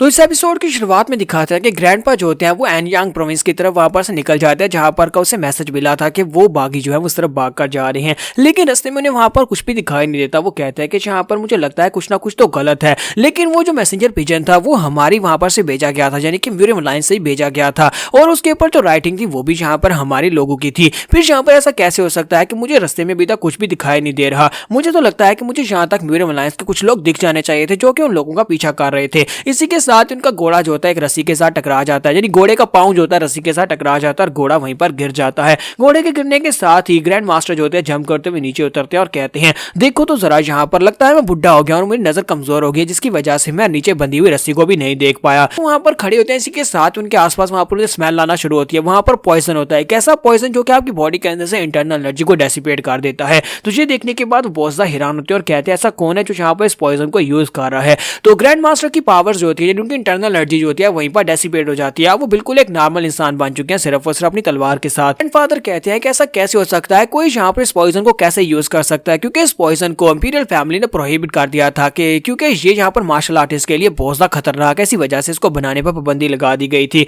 फिर साथ ही नीडल्स के साथ उनके पर अटैक होता है। तो वो जल्दी से जंप करते पीछे की तरफ बढ़ते और कहते हैं कि अब यहाँ पर कौन है जो अटैक कर रहा है। जैसे वो पीछे की तरफ हटकर अपनी एनर्जी को गैदर करने की कोशिश करते हैं तो इस पॉइजन की वजह से वो एनर्जी को गैदर नहीं कर पाते। वो अपने बाजू को सामने की तरफ करते हुए नैरोज को ब्लॉक करने की कोशिश करते हैं तो उनके बाजू के ऊपर 3 नैरोज आकर धंस जाते हैं। तो मास्टर कहते हैं कि मुझे लगता है कि अब यहाँ पर मेरा वक्त आ चुका है। और इसी के साथ ही साइड के ऊपर से उसे आवाज आती है। कोई कहता है हमें पता था कि स्वर्ड एम्परर जो है इतनी आसानी से यहाँ पर हार नहीं मानेगा। ये पॉइजन भी यहाँ पर तुम्हें रोकने के लिए काफी नहीं है, इसी वजह से पर्सनली हमें ये काम करना होगा। तो उसके सामने 3 असैसिन्स होते हैं। मास्टर वहां पर उनकी आवाज को पहचानने की कोशिश कर रहे होते हैं कि ये लोग कौन है और जहाँ पर मैं देख भी नहीं पा रहा क्योंकि पॉइजन की वजह से वो बहुत ज्यादा ब्लर होते जा रहे होते हैं और कहते हैं कि मुझे सही से दिखाई नहीं दे रहा। वो असैसिन से कहते हैं कि तुम एक महान स्वर्ड एम्परर थे, लेकिन अब यहाँ पर सही जगह तुम्हारी कब्र बनने वाली है। स्वर्ड एम्परर भी जल्दी से अपनी तलवार निकालते और कहते हैं कि मुझे पता है कि मैं यहाँ पर अपनी स्वर्ड एनर्जी को यूज नहीं कर सकता, लेकिन इसके बावजूद मैं तलवार को तो घुमा सकता हूँ। जब तक मैं यहाँ पर तलवार को घुमा सकता हूँ तब तक मैं तुम सभी को मार सकता हूँ। अपनी तलवार निकालकर उनसे कहता है कि मैं नैमगोंग जोनो जिसे पूरी दुनिया स्वर्ड एम्परर के नाम से जानती है, मैं इतनी आसानी से नहीं मरने वाला। तो एक असैसिन उसे कहता है कि हाँ, हमें पता है कि तुम इतनी आसानी से नहीं मरने वाले और ये सब कुछ तो हमने पहले से कैलकुलेट किया हुआ है, इसी वजह से तो ये सब कुछ किया गया। और वो तीनों जल्दी से जंप करते हुए उसके ऊपर अटैक करने के लिए आगे बढ़ते हैं। और यहाँ पर इस घमासान फाइट के बाद नेक्स्ट सीन जो होता है वुशुन का दिखाया जाता है। तो वुशुन जो होता है वो लेक के किनारे बैठा होता है। तो वहां पर उसे कश्ती दिखाई देती है जहां पर लोग कश्ती में बैठे होते हैं और वहां पर डाउंटिंग लेक की सैर कर रहे होते हैं। तो वुशुन कहता है कि मुझे लगता है कि मुझे भी यहाँ पर सोमी के लिए कश्ती बनवानी चाहिए, हम लोग एक बोट बनाकर इस लेक को विजिट करने के लिए जाएंगे। और इसी के साथ ही वो अपने दोनों हेंचमैन को वहां पर ऑर्डर दे देता है। यहाँ से नेक्स्ट सीन जो होता है फिर से में आनयांग प्रोविंस का दिखाया जाता जाता है जहाँ पर म्यूरियम अलायंस से और उसके साथी जो होते हैं अपने ग्रैंडफादर को ढूंढने के लिए निकल पड़ते हैं। तो वो लोग जगह जगह के ऊपर उन्हें ढूंढ रहे होते हैं। जैसे वो लोग उस जगह के ऊपर पहुंचते हैं जहाँ पर फाइटिंग के निशान होते हैं, वो लोग इस बात से बहुत ज्यादा हैरान होते हैं क्योंकि वहाँ पर ग्राउंड के ऊपर काफी सारा ब्लड होता है। तो वो लोग कहते हैं देखो यहाँ पर ब्लड है। मास्टर जीगाल उनसे कहते हैं कि मुझे लगता है कि यहाँ पर फाइट हुई होगी, इसी वजह से यहाँ पर इतना ब्लड है और साथ ही यहाँ पर फाइटिंग के निशान भी है। शुई कहते हैं कि मुझे यहाँ पर काम रहना होगा, मेरे ग्रैंडपा जो है वो स्वर्ड एम्परर है, वो इतनी आसानी से यहाँ पर किसी के हाथों से मार तो नहीं सकते, मुझे उनके बारे में सोचना होगा कि वो ठीक है। तो जीगाल वहाँ पर नीचे उतरते हैं और नीचे उतरने के बाद उन्हें वहाँ पर गन पाउडर दिखाई देता है। तो वो कहते हैं लगता है किसी ने यहाँ पर बॉम्ब्स को यूज किया था, यहाँ पर फ्लैश बॉम्ब्स यूज हुए हैं। लेकिन ऐसा कैसे हो सकता है, कोई यहाँ पर गन पाउडर को कैसे यूज करता है? सिर्फ और सिर्फ इंपीरियल फैमिली वालों के पास ही गन पाउडर है। साथ उन्हें वहाँ पर कुछ और महसूस होता है। तो वो कहते हैं यहाँ पर यही नहीं बल्कि कुछ और भी है। तो उन्हें वहाँ पर स्मेल आती है। वो कहते हैं ये तो इंटरनल एनर्जी को डेसिपेट करने वाला पॉइजन है, ऐसा कैसे हो सकता है? कोई यहाँ पर डिस्पर्सिंग पॉइजन को कैसे यूज कर सकता है? फिर साथ ही शुई कहते हैं कि ऐसा बिल्कुल भी नहीं हो सकता, ऐसा पॉसिबल नहीं है। अगर यहाँ पर किसी ने की डिस्पर्सिंग पॉइजन को यूज किया है तो उसका मतलब यह है कि ग्रैंडपा बिल्कुल एक आम इंसान बन चुके थे सिर्फ अपनी तलवार के साथ। तो इस हालत में ग्रैंडपा को मारना बहुत ज्यादा आसान था। मैं यहाँ पर क्या सोच रही हूँ, मुझे ये नहीं सोचना चाहिए, मुझे ये सोचना चाहिए कि ग्रैंडपा जिंदा होंगे। फिर साथ ही वो सोच रही होती है कि अब मैं यहाँ पर क्या सोचूं, क्या मैं सोचूं ग्रैंडपा जिंदा है या मर चुके हैं। फिर साथ ही वहाँ पर एक जोरदार चीख मारती है और कहती है मुझे ग्रैंडपा को ढूंढना है, चाहे कुछ भी हो जाए ग्रैंडपा को ढूंढना है। इसके साथ ही नेक्स्ट सीन में फिर से वूजन का दिखाया जाता है। तो वूजन के साथ ही वहाँ पर उसके कहने पर एक बोर्ड बना रहे होते हैं, जबकि शुई उनकी बोर्ड को खराब कर देती है और कहती है कि मैं यहाँ पर तुम्हारी मदद करूंगी, पिछले 2 दिन से तुम लोग यहाँ पर मेहनत कर रहे हो, मैं भी यहाँ पर मदद करूंगी। तो स्मार्टी उसे कहता है नहीं नहीं तुम रहने ही दो, लास्ट टाइम जब तुम मदद करने के लिए आई थी हमारी बनी बनाई बोर्ड को तुमने तोड़ दिया था, इस बार मैं तुम्हें यहाँ पर डांटूंगा अगर तुमने दोबारा ऐसा किया तो। वो उसके सामने वहाँ पर मासूम बनने का नाटक करती है। तो स्मार्टी वहीं पर चुप हो जाता है। वो अपनी बड़ी बड़ी आंखों के हिसाब से कहती है प्लीज मुझे मदद करने दो ना। स्मार्टी कहता है अच्छा ठीक है आ जाओ, तुम मदद कर सकती हो। वो दोनों फिर से वहाँ पर लकड़ी के तख्ते जोड़ना शुरू कर देते हैं ताकि बोर्ड बना सके। थोड़ी देर के बाद वूजन वहाँ पर आता है और कहता है कि तुम लोगों ने यहाँ पर इस बोर्ड को बना दिया, कौन यहाँ पर इस बच्चे के ऊपर चिल्ला रहा था? स्मार्टी उसे कहता है कि नहीं मैं यहाँ पर चिल्ला नहीं रहा था, मैं तो बस यहाँ पर सोमी से कह रहा था कि तुम बार बार आकर इंटरफियर मत करो। वूजन से कहता है अच्छा छोड़ो इस बात को, मुझे बताओ कि मेरी बोर्ड कहाँ पर है? तो वो कहते हैं या देखो हमारी बोर्ड बिल्कुल तैयार है। तो वहाँ पर उनकी बोर्ड बिल्कुल तैयार होती है। वूजन आगे बढ़ता है और कहता है कि तुमने 2 दिन में यहाँ पर बहुत ही अच्छा काम किया, 2 दिन में तुमने इस बोर्ड को कंप्लीट कर दिया। तो स्मार्टी सोच रहा था कि मैं तो सारा टाइम यहाँ पर लेटा ही रहा, उसी सारे का सारा काम तो मूजिन ने किया है, लेकिन अब यहाँ पर मुझे भी तारीफ मिल रही है तो मुफ्त की तारीफ ले लेता हूँ। अब वूजन सोमी को उठाता और उन दोनों से कहता है कि तुम लोग किसका इंतजार करो, चलो जल्दी से आ जाओ, हमें इस बोट में जाना है। तो वो तीनों ही चारों जो होते हैं बोट के ऊपर चढ़ जाते हैं और बोट को लेकर डाउंटिंग लेक में आगे की तरफ बढ़ना स्टार्ट करते हैं। तुम्हारा वूजन सामने बैठा होता है, स्मार्टी वहाँ पर चप्पू चला रहा होता है। तुम्हारा वूजन कहता है कि मुझे लगता है कि ये लाइफ काफी ज्यादा अच्छी है, पिछली लाइफ के मुकाबले में ज्यादा अच्छी है, जिसमें किसी बात का कोई डर नहीं है कि कोई कहाँ से निकलेगा और कोई कहाँ से आकर अटैक कर देगा। मुझे लगता है कि मुझे यहाँ पर इस तरह की लाइफ जीने की आदत होती जा रही है। लेकिन फिर साथ ही वहाँ पर लेक के अंदर ब्लड दिखाई देता है। वो कहता है जो किस्मत में है वो तो मिलकर ही रहेगा, जो किस्मत में है उसे मिलना लिखा हुआ है। ये लोग अपनी बोट को लेकर वहाँ पर सामने पहुंचते हैं जहाँ पर से एक झरना नीचे की तरफ गिर रहा है। तो सोमी उसे देखकर बहुत ज्यादा खुश हो रही होती है। तुम्हारा वूजन से कहता है कि मुझे लगता है कि तुम्हें ये सीनरी बहुत ज्यादा पसंद आ रही है। तो सोमी कहती है हाँ क्यों नहीं, मुझे बहुत ज्यादा पसंद आई। फिर साथ ही उनकी बोट किसी के साथ टकरा जाती है तो उनको झटका लगता है। स्मार्टी कहता है कि अब यहाँ पर क्या है, हमारे साथ क्या टकरा गया? वूजन कहता है मैंने कहा था कि अगर तुम जिंदा रहे तो हम लोग दोबारा मिलेंगे, लेकिन ये नहीं सोचा था कि हम लोग इतनी जल्दी दोबारा मिल जाएंगे। तो वहां पर पानी के अंदर ग्रैंड मास्टर यानी ग्रैंडफादर की बॉडी होती है जो कि तैर रही होती है। तो वो लोग उसकी बॉडी को वहां पर से बाहर निकालते हैं। साथ ही नेक्स्ट सीन जो होता है फिर से म्यूरियम अलायंस का दिखाया जाता है। मास्टर जीगाल जो होते हैं वो अपने ऑफिस में बैठे होते हैं। इसी के साथ ही वहां पर एक बंदा आता है और उसे कहता है कि तुम वाकई में सच कह रहे हो कि वहां पर ग्रैंड मास्टर का कोई भी नामो निशान नहीं था, यानी कि उनकी डेड बॉडी भी नहीं मिल पाई। मास्टर जीगाल सोच रहे होते हैं यहाँ पर लोगों को ये बात बता दी कि यहाँ पर हमें ग्रैंड मास्टर की डेड बॉडी नहीं मिली और उन्हें ये बता दूं कि ग्रैंड मास्टर मर चुके हैं, फिर भी यहाँ पर बहुत बड़ा तहलका मच जाएगा। सभी लोग यहाँ पर म्यूरियम अलायंस को बहुत ज्यादा कमजोर समझेंगे और हो सकता है कोई यहाँ पर इससे फायदा उठाने की कोशिश करे। तो जीगाल सोच रहे होते हैं लेकिन अब मैं यहाँ पर क्या करूं, मुझे लोगों को इस बारे में बताना ही पड़ेगा क्योंकि 1 महीने से ज्यादा का टाइम हो चुका है, लेकिन हमें यहाँ पर ग्रैंड मास्टर की कोई भी खबर नहीं मिल पा रही। दूसरा एल्डर जो उसके पास खड़ा होता है वो कहता है कि मुझे लगता है कि अब जबकि हमें ग्रैंड मास्टर नहीं मिल रहे तो हमें यहाँ पर उनके बारे में भूल जाना चाहिए और गिव अप कर देना चाहिए, उन्हें और ज्यादा नहीं ढूंढना चाहिए। अच्छी तरह से पता है कि जुनशान आइलैंड के ऊपर क्या हुआ था। जुनशान आइलैंड के ऊपर हमारी म्यूरियम अलायंस की नाकामी के बाद हमें पहले यहाँ पर बहुत सारी मुश्किलों का सामना करना पड़ा है और अगर अब यहाँ पर ग्रैंड मास्टर स्वर्ड एम्परर के ऊपर अटैक की खबर फैल जाती है तो फिर और भी ज्यादा बुरा होगा। लगता है कि हमें इस खबर को छुपाकर चुपचाप यहाँ पर यह अनाउंस कर देना चाहिए कि हम लोगों ने अलायंस का नया लीडर बना लिया और पुराने लीडर जब वो रिटायर हो चुके हैं। तो ये बंदा होता है, इस बंदे का नाम मोजोंग ह्योगजुमोन होता है। मास्टर जीगाल उठकर खड़े हो जाते हैं और कहते हैं कि अब यहाँ पर और क्या भी किया जा सकता है। तो मास्टर मोजोंग से कहते हैं कि मुझे लगता है कि हमें यहाँ पर अलायंस के बारे में सोचना चाहिए क्योंकि नामगोंग क्लैन के सभी लोग तो अपने मास्टर को ढूंढने के लिए निकल पड़े हैं, उनमें से कोई भी यहाँ पर नहीं है और वो लोग इस वक्त म्यूरियम अलायंस को संभालने के काबिल नहीं है। मास्टर जीगाल उसे कहते हैं कि तुमने बिल्कुल ठीक कहा, मुझे लगता है कि मैं फिलहाल के लिए यहाँ पर इस बात के ऊपर ध्यान देना चाहिए कि हमारी अलायंस का नया लीडर कौन बनेगा, क्योंकि इस वक्त अलायंस को एक नए लीडर की जरूरत है। यहाँ पर हम लोग अपनी एपिसोड 37 का एंड करेंगे और नेक्स्ट एपिसोड में देखेंगे कि इस अलायंस का नया लीडर कौन बनेगा और ग्रैंडपा क्या वो ठीक है। एपिसोड की एक्सप्लेनेशन अच्छी लगी हो तो कमेंट करके जरूर बताएगा और वीडियो को लाइक करना मत भूलिएगा। Thank you. तो लास्ट एपिसोड के एंड पे हमने देखा था कि म्यूरियम अलायंस में चीजें बिल्कुल भी ठीक नहीं है। वहां पर मोयोंग क्लैन का एक लीडर है जो कि अब नया लीडर बनना चाहता है और वो मास्टर जीगाल से आकर बहस कर रहा था और उसे कहता है कि मुझे लगता है कि जल्दी से जल्दी यहाँ पर म्यूरियम अलायंस के लीडर के बारे में सोचना चाहिए, क्योंकि मुझे नहीं लगता कि यहाँ पर ग्रैंडफादर वापस आने वाले हैं, यानी कि पुराने लीडर जो है वापस आने वाले हैं। तो मास्टर जीगाल से कहते हैं ये बात तो तुमने बिल्कुल ठीक कही, मुझे लगता है कि फिलहाल के लिए हमें यहाँ पर उनकी सर्च को बंद कर देना चाहिए, उनको ढूंढना बंद कर देना चाहिए और अलायंस के बारे में सोचना चाहिए। और इसी के साथ ही नेक्स्ट सीन जो होता है शुई के रूम का दिखाया जाता है, जहां पर शुई अपने ग्रैंडफादर के कपड़े का एक टुकड़ा लेकर बैठी होती है। उसके डैड उसके पास आते हैं और उसे कहते हैं बेटा तुम इतनी रात के वक्त यहाँ पर क्या कर रही हो। तो वो कहती है फादर मुझे बताएं क्या ग्रैंडफादर के कोई चांसेस हैं कि वो जिंदा हो सकते हैं। तो वो आगे बढ़ते हैं और उसे कहते हैं कि तुम्हारे ग्रैंडफादर इतनी आसानी से नहीं मर सकते, तुम्हारे दादाजी अभी तक जिंदा हैं। शुई कहती है कि मैं अपने दादाजी को ढूंढने के लिए जो हो सका वो जरूर करूंगी, मुझे अपने दादाजी चाहिए, मैं उन्हें ढूंढ कर रहूंगी। इसी के साथ ही नेक्स्ट सीन हमारे वुजुन का दिखाया जाता है कि वुजुन के घर के ऊपर दादाजी की आंखें खुलती है। वो रिकवर करने के बाद आंखें खोलते हैं और कहते हैं कि ये क्या मैं जिंदा हूं। फिर साथ ही वो कहते हैं कि वहां पर उसकी डिस्पर्सन पॉइजन की वजह से मेरी बॉडी के अंदर सारी की सारी एनर्जी चली गई, लेकिन मैं यहाँ पर सर्वाइव कैसे कर गया। वहां पर कुछ असैसिन थे जिन्होंने मेरे पर अटैक किया। लगता है कि ये भी हीवन की मर्जी होगी कि मैं अभी तक जिंदा हूं, मैं अभी तक मरा नहीं हूं, लगता है कोई बहुत ही इंपॉर्टेंट काम होगा। और साथ ही वो हंस रहे होते हैं। तो हमारा वुजुन वहां पर पहुंचता है और उसे कहता है कि देखो तो जरा, इतनी बुरी तरह जख्मी होने के बाद जब तुम्हें 1 महीने के बाद होश है तब भी तुम यहाँ पर हंस रहे हो, तुम्हारे अंदर हंसने की एनर्जी बाकी है। तो वुजुन की तरफ देखते हैं और कहते हैं कि तुमने मुझे बचाया है। तुम्हारा वुजुन उसे कहता है कि हाँ मैंने ही तुम्हें बचाया है, मेरा नाम डैन वुजुन है। लेकिन ये कहना गलत होगा कि मैंने तुम्हें बचाया है, मैंने तो बस यहाँ पर तुम्हें वार्निंग दी थी और हमारी किस्मत में लिखा हुआ था और तुम मेरी बोट के साथ टकरा गए, मैं तुम्हें उठाकर वापस ले आया। ग्रैंडपा उसे कहते हैं कि तुम्हारा बहुत बहुत शुक्रिया, मुझे लगता है कि तुम्ही ने मेरी जान बचाई है और मुझे लगता है कि जैसा तुमने कहा था बिल्कुल वैसा ही हुआ है। तुमने मुझे वार्निंग दी थी कि एक मार्शल आर्टिस्ट किसी वक्त भी मर सकता है। वुजुन उसे कहता है कि अगर तुम चाहते हो तो मैं तुम्हारी म्यूरियम अलायंस को इस बारे में बता सकता हूँ, हमने अभी तक तुम्हारी म्यूरियम अलायंस को तुम्हारे बारे में नहीं बताया।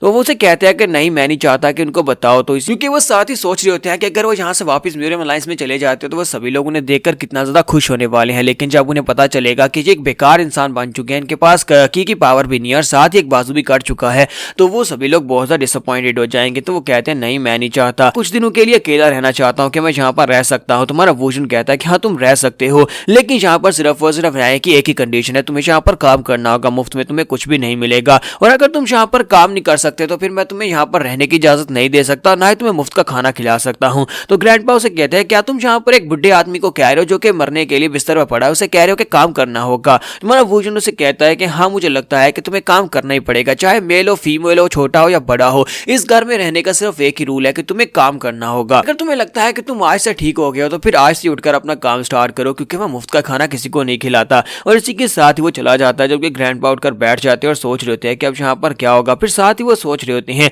कि वहां पर जब मेरे पर अटैक हुआ था 3 असैसिन्स ने सामने से मेरे पर अटैक किया था, लेकिन उस वक्त मुझे एक और बंदे की प्रेजेंस वहां पर मौजूद हुई थी जो उनके पीछे खड़ा था। अब मुझे ये नहीं पता कि वो बंदा कौन था, लेकिन वो काफी एक्सट्रीमली स्ट्रॉन्ग था। तो ग्रैंडफादर कहते हैं कि इस वक्त की सिचुएशन जो है बहुत ज्यादा खराब है, क्योंकि इस वक्त म्यूरियम अलायंस के नए लीडर को चूज करने के लिए इलेक्शंस होने वाले थे, जिसमें नया लीडर चूज किया जाना था। और इसी वक्त मेरे पर अटैक किया। मुझे लगता है कि ये सब कुछ प्री प्लान था, यानी कि उन सभी लोगों ने जानबूझकर यह किया है, दुश्मन को पहले से पता था, इसी वजह से उन्होंने मुझे अकेला करके मुझे मारने की कोशिश की। तो वो कहते हैं अब यहाँ पर किया भी क्या जा सकता है। लगता है कि जिसने मेरे पर अटैक किया था उसका मकसद यह है कि म्यूरियम अलायंस का नया लीडर बनना है। नेक्स्ट सीन फिर से उसी जगह का दिखाया जाता है, आनयांग प्रोविंस का, जहां पर ग्रैंडफादर के ऊपर अटैक हुआ था। तो शुई उस वक्त उस जगह के ऊपर मौजूद होती है और उसके फादर उसके पास आते हैं और उसे कहते हैं उन लोगों ने बहुत ही सीक्रेटिव अटैक किया था, यानी कि ग्रैंडफादर के पास बचने के चांसेस बहुत ज्यादा कम है। शुई उसे कहती है लेकिन मुझे लगता है ग्रैंडफादर अभी तक जिंदा है। तो फादर उसे कहते हैं हाँ इसी वजह से तो मैं यहाँ पर अपने लोगों को, पूरे नैमगोंग क्लैन के लोगों को मैंने यहाँ पर ग्रैंडफादर को ढूंढने के लिए लगाया हुआ है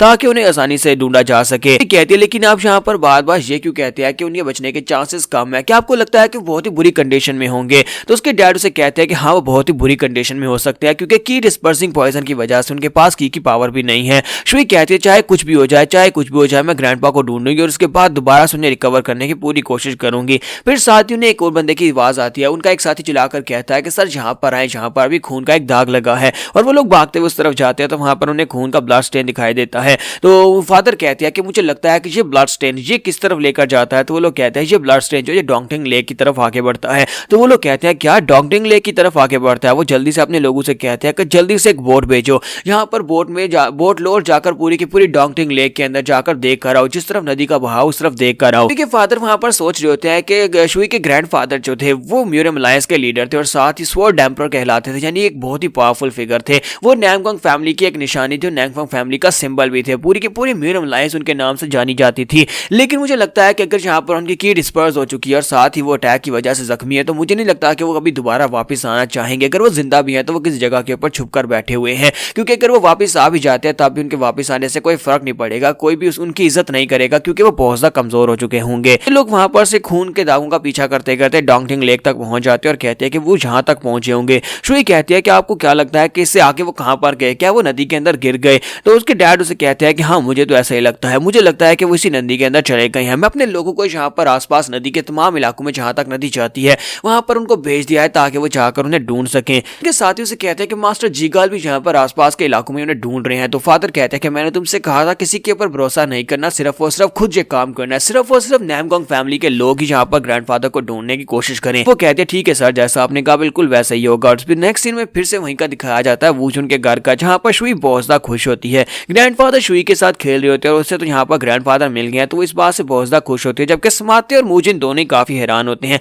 वो लोग वहां पर खड़े खड़े देख रहे होते हैं। समाते कहता है कि आखिर इस बुढ़े आदमी के साथ मसला क्या है, ये जब से यहाँ पर आया कोई काम नहीं करता, सिर्फ और सिर्फ सोमी के साथ खेलता रहता है। ये बहुत ही बुरी तरह जख्मी था, एक बासु काट चुका था, लेकिन 15 दिन में ये उठकर खड़ा हो गया। तब से ये उठकर खड़ा हुआ है, तब से सोमी की क्रिएटिविटी बहुत ज्यादा बढ़ गई है। दोनों रोजाना मछली पकड़ने के लिए चले जाते हैं। वो ग्रैंडपा से कहती है कि ग्रैंडपा चलो आज हम लोग जाकर एक बड़ी सी ईल पकड़ कर लाते हैं, उसको पकड़ कर लाएंगे, उसको पकाकर खाएंगे क्योंकि वो आपके लिए बहुत ज्यादा हेल्दी होगी। तो ग्रैंडपा उसे कहती है क्या तुम्हें लगता है कि हम लोग ईल को पकड़ सकते हैं? उसे पकड़ना बहुत ज्यादा मुश्किल होता है, मैं बहुत ज्यादा स्ट्रॉन्ग हूँ, मैं एक बड़ी से बड़ी ईल को भी पकड़ सकती हूँ। और उसके बाद आपके पास आपका राइट आर्म तो है ना जो काफी ज्यादा स्ट्रॉन्ग है, आप अपने राइट आर्म के साथ उसको आसानी से बाहर खींच सकते हैं। मुझे लगता है कि पानी में कोई भी ऐसी बड़ी फिश नहीं है जिसे आप अपने राइट आर्म के साथ नहीं पकड़ सकते, आपकी राइट आर्म बहुत ज्यादा स्ट्रॉन्ग है। तो वो उसका हाथ पकड़कर आगे की तरफ बढ़ रही होती है, जबकि ग्रैंडफादर वहां पर साथ ही अपने लेफ्ट आर्म की तरफ देखते हैं कि उनका लेफ्ट आर्म जो है वो कट चुका है। तो वो इस बारे में काफी ज्यादा उदास हो जाते हैं। यहाँ पर से नेक्स्ट सीन जो होता है ये पानी की तरफ जा रहे होते हैं जहाँ पर मछली पकड़नी है। तो रास्ते में जाते हुए ग्रैंडफादर उसे कहता है कि तुम्हें नहीं लगता कि तुम्हें यहाँ पर इस जगह के ऊपर बहुत ज्यादा बोर हो जाती होगी, क्योंकि ये जगह जो है ये मेन सिटी से बहुत ज्यादा दूर है, जंगल के अंदर रहना वो भी अकेले काफी ज्यादा अजीब लगता होगा, तुम्हारा स्कूल भी यहाँ से बहुत ज्यादा दूर है। तो वो कहती है नहीं नहीं मुझे ऐसा बिल्कुल भी नहीं लगता। ग्रैंडफादर उसे कहते हैं कि इस बात का क्या मतलब है कि तुम्हें ऐसा बोरिंग नहीं लगता। तो सोमी कहती है कि मुझे बोरिंग इसलिए नहीं लगता क्योंकि मुझे पता है कि अगर मैं रात को सोकर सुबह उठूंगी और स्कूल जाऊंगी वहां पर मेरे दोस्त मेरा इंतजार कर रहे होंगे, और जब मैं वहां से वापस आऊंगी तो मेरी फैमिली मेरा इंतजार कर रही होगी। तो इसी वजह से मुझे ये बोरिंग बिल्कुल भी नहीं लगता क्योंकि मेरे पास यहाँ पर दोस्त भी है और मेरे पास फैमिली भी है और मेरी लाइफ इस वक्त बहुत ज्यादा हैप्पी गुजर रही है। जैसे कि ग्रैंडपा आपको यहाँ पर ज्यादा परेशान होने की जरूरत नहीं है, आपने अपने लेफ्ट आर्म को खो दिया तो कोई बात नहीं, आपके पास राइट आर्म तो है, आप अपने राइट आर्म के साथ मेरा हाथ पकड़ सकते हैं और हम दोनों यहाँ पर सामने की तरफ चल सकते हैं। आपको नहीं लगता है कि यहाँ पर आपको इस बात का शुक्र मनाना चाहिए? तो ग्रैंडपा कहते हैं हाँ तुमने बिल्कुल ठीक कहा, मुझे यहाँ पर अपने राइट आर्म के साथ ही सब कुछ करना चाहिए, ना कि मुझे यहाँ पर लेफ्ट आर्म को लेकर परेशान होना चाहिए। ग्रैंडपा उसकी बातें सुनने के बाद इतना असर लेते हैं कि वो तलवार लेकर प्रैक्टिस करने के लिए निकल पड़ते हैं और कहते हैं कि अगर मेरे पास एक बाजू नहीं है तो इसका मतलब यह है कि मुझे दूसरे बाजू के साथ ही यहाँ पर अपने आप को इसके साथ डालना होगा और इसी को इस्तेमाल करना सीखना होगा। और वो तलवार लेकर वहां पर प्रैक्टिस करने के लिए रेडी हो जाते हैं। यहाँ पर एपिसोड 38 का एंड हो जाता है। तो एपिसोड की एक्सप्लेनेशन अच्छी लगी है तो कमेंट करके जरूर बताइएगा और वीडियो को लाइक करना मत भूलिएगा। Thank you. तो गाइस कैसे हैं आप सब लोग? Ruthless demon of the past के एपिसोड 39 के साथ हाजिर हो। तो लास्ट एपिसोड के एंड पे हमने देखा था कि ग्रैंडपा सोमी की बातें सुनने के बाद अपनी राइट आर्म में तलवार पकड़ते हैं और कहते हैं कि मुझे यहाँ पर दोबारा से अपने आप को बेहतर बनाना होगा, मेरे पास अभी यहाँ पर राइट आर्म तो है, मेरी जिंदगी भी खत्म नहीं हुई, मुझे लगता है कि मैं यहाँ पर फिर से प्रैक्टिस कर सकता हूँ। और इसी के साथ ही वो तलवार लेकर वहाँ पर प्रैक्टिस करना शुरू करते हैं। लेकिन राइट आर्म के साथ प्रैक्टिस करना काफी ज्यादा मुश्किल होता है। पूरी जिंदगी उन्होंने यहाँ पर दोनों हाथों के साथ तलवार को चलाया था, तो अब यहाँ पर सिर्फ राइट आर्म को यूज करना काफी ज्यादा मुश्किल मुश्किल है, और साथ ही क्योंकि लेफ्ट आर्म नहीं है इसी वजह से बैलेंस करना भी काफी ज्यादा मुश्किल होता है। तो वो सुबह से रात हो जाती है और वहाँ पे प्रैक्टिस करते रहते हैं। प्रैक्टिस करते करते उनकी प्रैक्टिस काफी ज्यादा बेहतर हो जाती है और वो इस बात से काफी खुश भी होते हैं। नेक्स्ट सीन अगले दिन का दिखाया जाता है तो वो वुजुन से कहता है कि तुमने बिल्कुल ठीक कहा था, तुमने कहा था कि जिंदगी खत्म नहीं होती, मैं यहाँ पर तुमसे फाइट करना चाहता हूँ, क्या तुम यहाँ पर मेरे साथ स्पार करना चाहोगे? तुम्हारा वुजुन उसकी बाजू की तरफ देखता है और कहता है क्या तुम इस कंडीशन में मुझसे फाइट करना चाहोगे? तो ग्रैंडपा उसे कहता है कि तुम यहाँ पर मुझे लाइटली मत लो, कभी मैं यहाँ पर स्वर्ड एम्परर हुआ करता था, मुझे अपने पर पूरा भरोसा है कि मैं यहाँ पर तुम्हें हरा सकता हूँ। तो वुजुन उसकी बात सुनने के बाद सोच रहा होता है, मुझे बंदा यहाँ पर अपनी की डिस्पर्सिंग ऑरा को यूज नहीं कर सकता, यानी स्वर्ड एनर्जी को यूज नहीं कर सकता, साथ ही इसके पास लेफ्ट आर्म भी नहीं है, लेकिन फिर भी यहाँ पर समाते और वुजुन मोजिन दोनों ही इसको यहाँ पर स्वर्ड एम्परर समझते हैं। उन्हें लगता है कि ये एक बहुत ही महान तलवारबाज है। तो चलो देख लेते हैं कि इसके तलवारबाजी का स्टाइल क्या है। हालांकि मैंने यहाँ पर शुई को तलवारबाजी करते हुए देखा है, उसकी तलवारबाजी का स्टाइल तो मुझे पता है कि वो बहुत ज्यादा एरोगेंट स्टाइल है, फिर इसको भी ट्राई करके देख लेते हैं। तो वुजुन कहते हैं हाँ क्यों नहीं, तो फिर ठीक है मैं तुमसे फाइट करूंगा। तो ग्रैंडपा से कहते हैं हाँ क्यों नहीं, और इसी के साथ ही मोजिन, समाते और सोमी वो तीनों वहां पर झाड़ियों के अंदर छुपकर देख रहे होते हैं और कहते हैं कि लगता है कि यहाँ पर फाइट होने वाली है। तो मोजिन कहता है कि तुम्हें क्या लगता है कौन जीतेगा? समाते उसे कहता है कि कौन जीत सकता है, ऑफ कोर्स हमारे लॉर्ड यहाँ पर जीतने वाले हैं। उस बुढ़े खूचड़ को तुम्हें देखकर लगता है कि वो किसी एंगल से यहाँ पर मास्टर से जीत सकता है, और ऊपर से उसके पास एक बाजू भी नहीं है। मोजिन उसे कहता है कि तुम्हें यहाँ पर उसको कम नहीं आंकना चाहिए, वो स्वर्ड एम्परर हुआ करता था। इसके साथ ही वहां पर फाइट स्टार्ट होती है। तो स्वर्ड एम्परर जो होते हैं यानी ग्रैंडपा अपने हाथ में लकड़ी का डंडा पकड़ते हैं और दोनों एक दूसरे के ऊपर अटैक करने के लिए रेडी होते हैं। जबकि हमारा वुजुन उसे कहता है कि मैं यहाँ पर तुमसे यही कहना चाहूंगा कि अपना बेस्ट देना, हेजिटेट करने की कोशिश मत करना, और अगर तुम्हें लगता है कि तुम मुझे हिट कर सकते हो तो हिट करके दिखाओ। इसी के साथ ही ग्रैंडपा बड़ी तेजी के साथ आगे बढ़ते हैं, फुल स्पीड के साथ वो आगे बढ़ते हैं और वुजुन के ऊपर अपनी तलवार से स्ट्राइक लगाते हैं। ग्रैंडपा वहां पर अपने बारे में सोच रहे थे कि मैं स्वर्ड एम्परर हूं और मैं इतने सालों तक तलवारबाजी करता रहा हूं, तो इस तरह के एक छोटे लड़के को मेरे लिए हराना ज्यादा मुश्किल नहीं है, कम से कम मैं इसे ब्लॉक तो कर ही सकता हूं। लेकिन जैसे ही वो उसके करीब पहुंचता है उनकी तलवार उनके हाथ से छूट जाती है और ग्रैंडपा को एक जबरदस्त झटका लगता है। वो कहते हैं ऐसा कैसे हुआ, ऐसा कैसे हुआ, तुम्हारी वजह से मेरी तलवार कैसे छूट गई? और सभी देखने वाले भी काफी हैरान होते हैं। कहते हैं कि लगता है कि मैंने यहाँ पर कुछ गलत कह दिया। तुम्हारे वुजुन उसे कहता है, तो वुजुन उसे कहता है कि मैंने तुमसे कहा था कि तुम्हारे पास जो कुछ भी है सब कुछ लेकर आओ, यानी कि फुल स्ट्रेंथ के साथ अटैक करो, लेकिन तुम तो यहाँ पर मेरे साथ मजाक कर रहे हो। ग्रैंडपा वहां पर सोच रहे होते हैं कि मैंने कोई मजाक नहीं किया, बल्कि मैं अपनी फुल स्ट्रेंथ के साथ उसके ऊपर अटैक करने के लिए आगे बढ़ा था। कहते हैं कि मैं स्वर्ड एम्परर, जिसे नामगोंग चियोन के नाम से सभी लोग जानते हैं, मुझे लगा था कि जिस लेवल पर मैं पहुंच चुका हूं, यानी स्वर्ड एम्परर के लेवल तक मैं पहुंच चुका हूं और इससे आगे मैं नहीं बढ़ सकता, मेरी तलवारबाजी से ज्यादा डेवलप नहीं हो सकती, मैं सालों से इस स्टेज के ऊपर फंसा हुआ था। लेकिन आज इस लड़के से फाइट करते हुए मुझे समझ आ रही है कि मैंने अभी तक यहाँ पर स्वर्ड्समैनशिप के एस को भी नहीं सीखा है, क्योंकि ये लड़का यहाँ पर सिर्फ और सिर्फ अपनी तलवार के साथ मुझे ब्लॉक कर रहा है, एक ही जगह के ऊपर खड़े रहकर ये मेरे अटैक्स को ब्लॉक किए जा रहा है और मुझे नहीं पता कि ये सब कुछ कैसे कर रहा है। मैं चाहे किसी भी एंगल से इसके ऊपर अटैक क्यों ना कर लूं, ये वहां पर खड़े खड़े मुझे ब्लॉक कर लेता है। हर बार या तो मुझे अवॉइड कर लेता है या मुझे ब्लॉक कर लेता है। तो मुजिन कहता है कि यार तुमने देखा यहाँ पर क्या हो रहा है? स्मार्टे उसे कहता है कि मैंने तुम्हें पहले ही कहा था कि यहाँ पर यही होने वाला है। ये बुढ़ा आदमी बार बार हमारे मास्टर के ऊपर अटैक करने के लिए आगे बढ़ता है, जब उसे पता है कि वो मास्टर को एक बार भी हिट नहीं कर पाएगा। तो मास्टर ग्रैंडपा भी जो होते हैं वहां पर सांस चढ़ा होता है, ग्राउंड के ऊपर बैठे होते हैं। फिर साथ ही वो कहते हैं कि मैं यहाँ पर हार कैसे सकता हूँ, ऐसा नहीं हो सकता, मैं नामगोंग चियोन हूँ, मैं यहाँ पर नहीं हार सकता। अरे इस लड़के के पास ऐसा क्या है जो मेरे पास नहीं है? इस लड़के के पास जो कुछ भी है वो कम से कम मुझे सरपास करने के लिए बहुत ज्यादा है। तो हमारा वुजुन उसे कहता है क्या तुम बस इतना ही कर सकते हो? तो वो कहते हैं नहीं अभी और है, अभी मैं और अटैक करना चाहता हूँ, और फिर से उसके ऊपर अटैक करने के लिए आगे बढ़ते हैं, लेकिन रिजल्ट फिर भी सेम ही रहता है। तो यहाँ पर वो बिस्तर के ऊपर जाकर लेट जाते हैं और कहते हैं कि मुझे समझ नहीं आ रही कि मैं यहाँ पर पूरी तरह से हार गया, चाहे मैंने 100 बार अटैक किया हो या 200 बार अटैक किया हो, मैं हर बार हारा हूँ। वहाँ पर ये सोच रहे होते हैं, तुम्हारा स्मार्टी उसके पास आकर बैठ जाता है और उसे कहता है कि मुझे लगता है कि तुम बहुत ज्यादा डिसअपॉइंटेड हो, लेकिन तुम्हें यहाँ पर इतना डिसअपॉइंट नहीं होना चाहिए।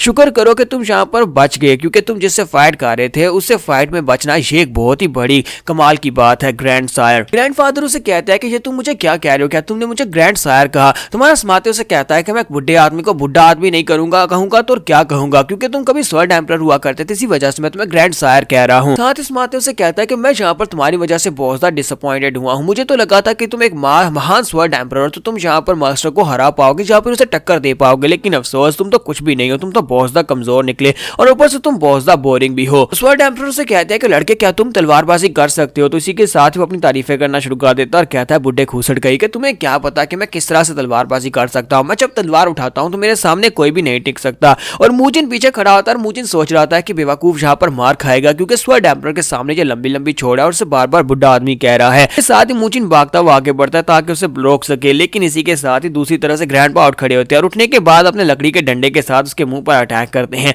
जब ग्रैंडपा लकड़ी का डंडा उसके मुंह पर मारते हैं तो माते बेचारे का पूरा मुंह सूज जाता है। ताकि मूजिन उसे बचाने की कोशिश भी करता है, लेकिन इसके बावजूद वो मार खाकर वहां पर बैठा होता है। किसी ने खाने की टेबल का दिखाया जाता है जहां पर ग्रैंडपा कहते हैं कि क्या मैं यहाँ पर और कुछ दिनों तक रह सकता हूँ। तो वूजन कहता है हाँ क्यों नहीं, तुम यहाँ पर रह सकते हो, जितने दिन तक चाहो वहां पर रह सकते हो, लेकिन तुम्हें यहाँ पर काम करना होगा। ग्रैंडपा वहां पर सोच रहे थे कहीं ऐसा तो नहीं है कि मेरी सिचुएशन के ऊपर तरस आ गया, इसी वजह से ये यहाँ पर मुझे रहने की इजाजत दे रहा है। इस वक्त मैं बिल्कुल बेकार हो चुका हूँ, मेरे लिए यहाँ पर करने के लिए कुछ भी नहीं और ना ही मैं यहाँ पर इसके कुछ काम आ सकता हूँ। लेकिन मुझे लगता है कि अब यहाँ पर एक बाजू गंवाने के बाद और अपनी इंटरनल एनर्जी को गंवाने के बाद मुझे फाइनली समझ आई है कि मुझे उस दीवार के ऊपर चढ़ने का मौका मिल गया है, यानी कि उस दीवार को मैं पार कर सकता हूँ। तो यहाँ से नेक्स्ट सीन जो होता है वो इनके स्कूल की तरफ का दिखाया जाता है, जहाँ पर ग्रैंडपा को सोमी को स्कूल ले जाने और वापस लाने का जिम्मा दिया गया होता है। वो सोमी को लेकर गली में वापस आ रहे होते हैं। सोमी वहां पर एक बड़ा सा स्क्विड लेकर चल रही होती है और कहते हैं ग्रैंडपा मुझे ये बहुत ज्यादा पसंद है। तो ग्रैंडपा उसे कहते हैं अच्छा तुम्हें ये बहुत ज्यादा पसंद है। फिर साथ ही उसे याद आती है कि वूजन ने उसे कहा था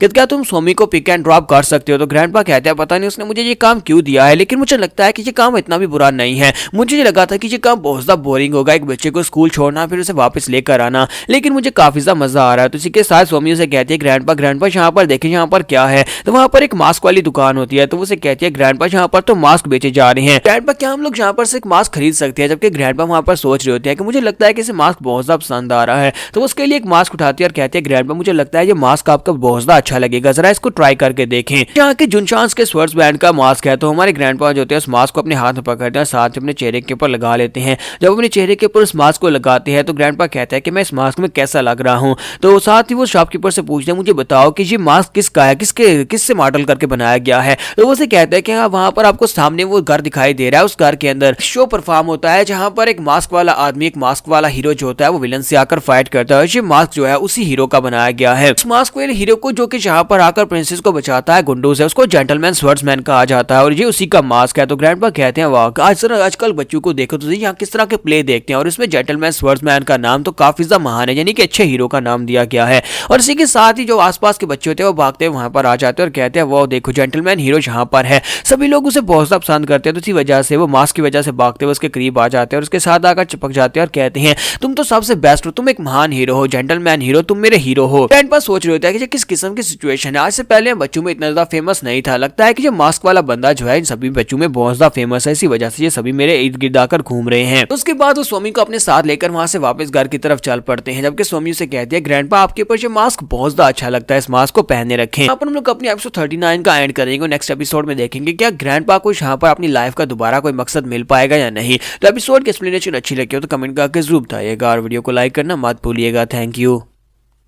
तो गाइस कैसे हैं आप सब लोग, ruthless demon of the past के एपिसोड 40 के साथ हाजिर हो। तो लास्ट एपिसोड के एंड पे हमने देखा था कि स्वामी जो होती है वहां पर से ग्रैंडपा के लिए एक मास्क खरीदती है और ग्रैंडपा उस मास्क को लगाते हैं तो सभी बच्चे उसे बहुत ज्यादा पसंद करते हैं और इसी के साथ ही वो लोग मास्क खरीदकर वहां पर से वापस आ जाते हैं। तो जब वो लोग वहां पर घर वापस आते हैं, वापस आने के बाद स्वामी भागती हुई वूजन के पास आती है और उसे कहती है कि डैड मैं वापस आ गई। तुम्हारा वूजन से कहता है तो तुम वापस आ गए। फिर साथ ही उसे कहता है फाइनली तुमने यहाँ पर इस मास्क को खरीद लिया। ग्रैंडपा उसे कहते हैं क्या तुम इस मास्क के बारे में जानते हो, क्या तुम्हें पता है कि इस मास्क को खरीदना चाहती थी। तो डैड उसे कहते हैं कि हाँ मैं इस बारे में पहले से जानता हूँ, क्योंकि जब भी मैं यहाँ पे से स्कूल छोड़ने के लिए जाता था तो रास्ते में इस मास्क वाली दुकान की तरफ जो देखती थी, लेकिन ये एक बेकार चीज है, इसी वजह से मैंने इसे खरीद कर नहीं दी। हर रोज यहाँ पर जेंटलमैन स्वर्ड्समैन के बारे में बात करती रहती है, तो मैं इसके बारे में कैसे नहीं जान सकता। तो हमारा वूजन सोमी से कहता है कि सोमी मुझे लगता है कि तुम बहुत ज्यादा खुश होगी कि अब तुम्हें वो चीज मिल गई है जो तुम्हें चाहिए थी, क्योंकि मैंने तुम्हें वो खरीद कर नहीं दी और तुमने जहाँ पर ग्रैंडपा के साथ जाकर इसको खरीद लिया। साथ ही सोमी से कहती है नहीं ये मेरी नहीं है, ये तो ग्रैंडपा की है। ग्रैंडपा बेचारे वहां पर चुप करके खड़े होते हैं और शर्मिंदा हो रहे होते हैं कि ये यहाँ पर अब इल्जाम मेरे पर लगा रही है कि मैंने इसको खरीदा है। किसी के साथ सोमी आगे बढ़ते और ग्रैंडपा को मास्क पकड़ा देते और कहती है ग्रैंडपा ये मास्क आपने खरीदा था, ये मेरा नहीं है, अब मैं यहाँ से जा रही हूँ, मुझे जाकर स्टडी करनी है।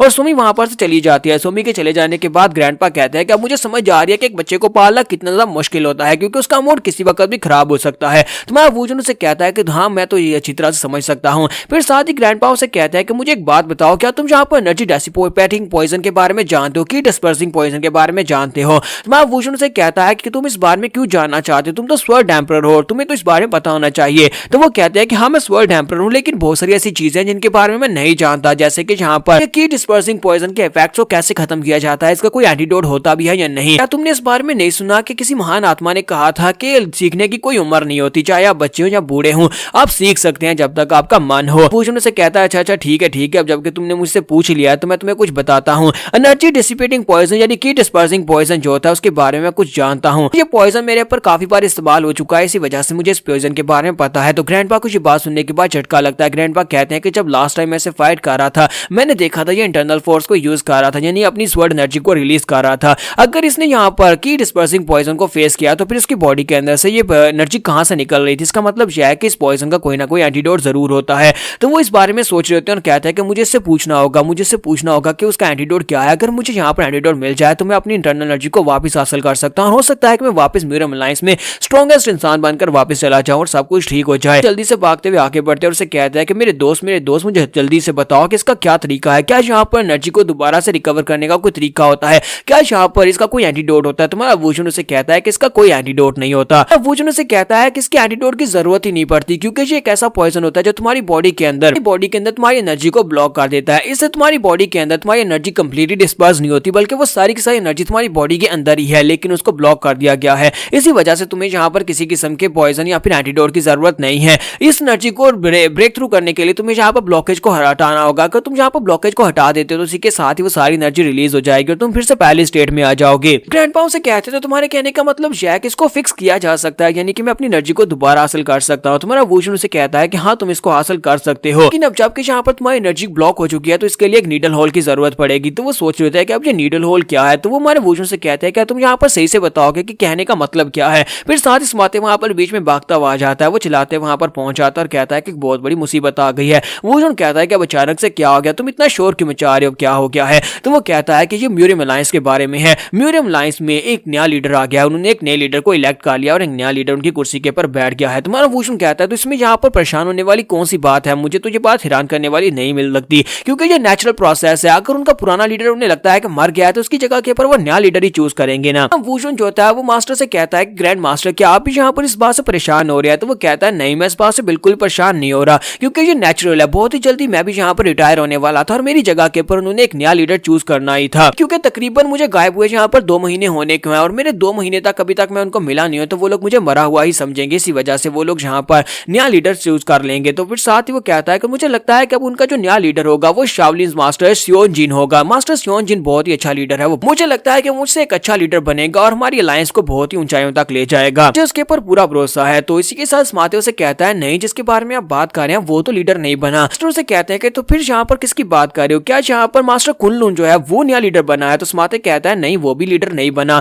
तो मास्टर से कहते हैं तो फिर बताओ तो सही कि यहाँ पर कौन बन गया है? तो ये दोनों यहाँ पर म्यूरियम अलायंस के लीडर नहीं बने तो फिर यहाँ पर म्यूरियम अलायंस का लीडर बनने के लायक कौन है? तो इसी के साथ स्माते से कहता है कि मुझे उसका नाम थोड़ा बहुत याद है, पता नहीं उसका नाम क्या था, शायद उसका नाम मोयोंग था। वो यहाँ पर मोयोंग का नाम लेता है। इसी के साथ ही ग्रैंडपा चिल्लाकर उसे कहते हैं क्या क्या तुमने यहाँ पर मोयोंग क्लैन के यंग मास्टर का नाम लिया है? साथ ही वो गुस्से के साथ चिल्लाकर आगे बढ़ते हैं, स्माते को कॉलर से पकड़ते और कहते हैं ऐसा कैसे हो सकता है? आयरन मास्टर जीगाल यहाँ पर इस बात के लिए एग्री कैसे कर सकते हैं? वो मोयोंग क्लैन के मास्टर को यहाँ पर नया अलायंस लीडर कैसे बना सकते हैं? स्माते उसे कहता है कि यहाँ पर मास्टर जीगाल के बारे में भी एक न्यूज है। जैसे ही आप वहां पर से गायब हुए थे उसके कुछ हफ्तों के बाद उन्होंने रिजाइन कर दिया और रिजाइन करने के बाद वो भी आपको ढूंढने में लगे हुए हैं और उनकी जगह के ऊपर एक नया मास्टर आ गया है जिसका नाम मैन हुरियोंग है। ग्रैंडपा ये बात सुनने के बाद फिर से चिल्लाकर उसे कहते हैं क्या नाम हुरियोंग वो कमीना, उसको किसने यहाँ पर नया एडवाइजर बना दिया? ग्रैंडफादर कहते हैं कि शाओलिन के मास्टर सियोन जिन, कुनलुन जोंग और ली क्वुन डू वैंग ये सारे के सारे मास्टर जो है ये बहुत ज्यादा स्पेशल मास्टर्स हैं, यानी कि मेरे अलावा ये चारों मास्टर जो है ये बिल्कुल परफेक्ट थे अलायंस लीडर की पोजीशन के लिए। और मैंने इन्हीं चारों के नाम सोच रखे थे कि मेरे रिटायर होने के बाद मैं इन चारों के नाम यहाँ पर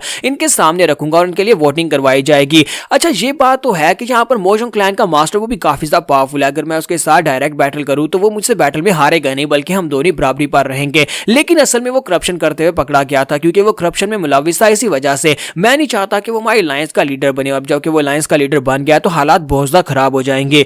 बहुत ही जल्दी वो पूरी की पूरी म्यूरियम अलायंस के जितने भी फंड्स हैं उन सभी को हड़प लेंगे और सारी प्रॉपर्टी के ऊपर कब्जा कर लेंगे। तो ग्रैंड मास्टर वहां पर सोच रहे थे कि आखिर मेरी नामगोंग फैमिली कर क्या रही है, नामगोंग फैमिली के बाकी के लोग कहां पर है, शुई और उसके फादर कहां पर है, वो लोग इस सब के बारे में कोई ऑब्जेक्शन क्यों नहीं उठा रहे। फिर साथ ही वो यहाँ पर ये सोच रहे थे कि आखिर अचानक से ये कैसे हो गया, आखिर मोयोंग क्लैन का हेड मेरी जगह के ऊपर नया हेड कैसे बन गया। फिर साथ ही वो सोच रहे थे कहीं ऐसा तो नहीं है कि उन लोगों ने मेरे साथ ये सब कुछ करवाया हो, यानी कि मुझे मारने के पीछे उसी का हाथ हो। पूजन जो होता है उसकी बात सुनने के बाद बिल्कुल खामोश होता है क्योंकि उसे पता होता है कि यहाँ पर यही केस है। दूसरी तरफ मोयोंग क्लैन के लीडर को दिखाता है कि वो अपने गार्डन में वहां पर फूल काट रहा था और इसी के साथ उसका बेटा वहां पर आता है और उसे आकर कहता है कि डैड यहाँ पर आ गया। तो उसके डैड उसे पूछते हैं बताओ कि क्या तुम्हें इसकी डेड बॉडी मिल गई? तो वो कहता है नहीं डैड हमें उसकी डेड बॉडी नहीं मिली है। तो उसका डैड उसे कहता है मैंने तुम्हें कितनी कितनी बार कहा कि जब तक उसकी बॉडी नहीं मिलती तब तक यहाँ पर वापस मत आना। तो उसका बेटा उसे कहता है कि आपको पता है ना कि उसे यहाँ पर की डिस्पर्सिंग पॉइजन के साथ इफेक्ट किया गया है, जिसकी वजह से उसकी इंटरनल एनर्जी जाती रही है। एक बेकार इंसान और साथ में उसका बाजू काट दिया गया, एक क्रिपल इंसान यहाँ पर आकर वापस कर भी क्या लेगा, वो आपका कुछ भी नहीं बिगाड़ सकता। इसी के साथ डैड उसी फूल के साथ उसके मुंह पर मारते हैं और फूल के साथ कांटा होता है, जिसकी वजह से उसके चेहरे के ऊपर स्लैश लग जाती है। तो वो उसे कहता है बेवकूफ कहीं कि मैं तुम्हें कितनी बार कह चुका हूं कि तुम्हें जो भी काम करना है उसे बिल्कुल परफेक्ट करना होगा। तुम्हें पता नहीं है कि अगर यहाँ पर जड़ी बूटियों को जड़ से नहीं उखाड़ा जाएगा तो वो दोबारा से ग्रो हो जाती है, यानी वो दोबारा से निकल आती है। इसी वजह से तुम्हें यहाँ पर इनको जड़ से उखाड़ना होगा। तो बेटा उसे कहता है डैड प्लीज मुझे माफ करना। तो इसी के साथ ही उसे पूछता है अच्छा ठीक है, मुझे ये बताओ कि नामगंग फैमिली के लोग कहाँ पर है। तो वो कहता है कि नामगंग फैमिली के जितने भी लोग हैं वो सारे के सारे हुनान प्रोविंस की तरफ निकल गए हैं। वो अभी भी जाकर अपने मास्टर को ढूंढ रहे हैं, यानी कि स्वर्ण एम्परर को ढूंढ रहे हैं। फादर उसे कहता है कि नामगंग फैमिली तो हमारे लिए एक मुश्किल है ही, लेकिन मुझे ये बताओ कि वून जीगाल कहाँ पर है, वो कहाँ पर चला गया। तो वो कहता है कि सर वून जीगाल जो थे वो भी इस वक्त मास्टर को ढूंढने के लिए निकल पड़े हैं। मैंने सुना है कि वो इस वक्त हीनान प्रोविंस की तरफ जा रहे हैं ताकि वो जाकर नामगंग फैमिली के साथ मिल सके और नामगंग फैमिली के साथ मिलकर अपने पुराने मास्टर को ढूंढ सके। फादर उसे कहता है कि मुझे लगता है कि म्यूरियम की सिचुएशन इस वक्त बहुत ज्यादा क्योटिक है, किसी वक्त भी किसी की मौत हो सकती है। तुम मेरी बात को समझ रहे हो ना। मैं चाहता हूँ कि जीगाल को मार दिया जाए क्योंकि वो किसी वक्त भी हमारे लिए मुश्किल क्रिएट कर सकता है। ठीक है, साथ ही अपने बेटे को वहां पर एक नया मिशन दे देते हैं, जबकि यहीं पर हमारी एपिसोड 40 का एंड होगा। तो एपिसोड की एक्सप्लेनेशन अच्छी लगी हो तो कमेंट करके जरूर बताइएगा और वीडियो को लाइक करना मत भूलिएगा। Thank you.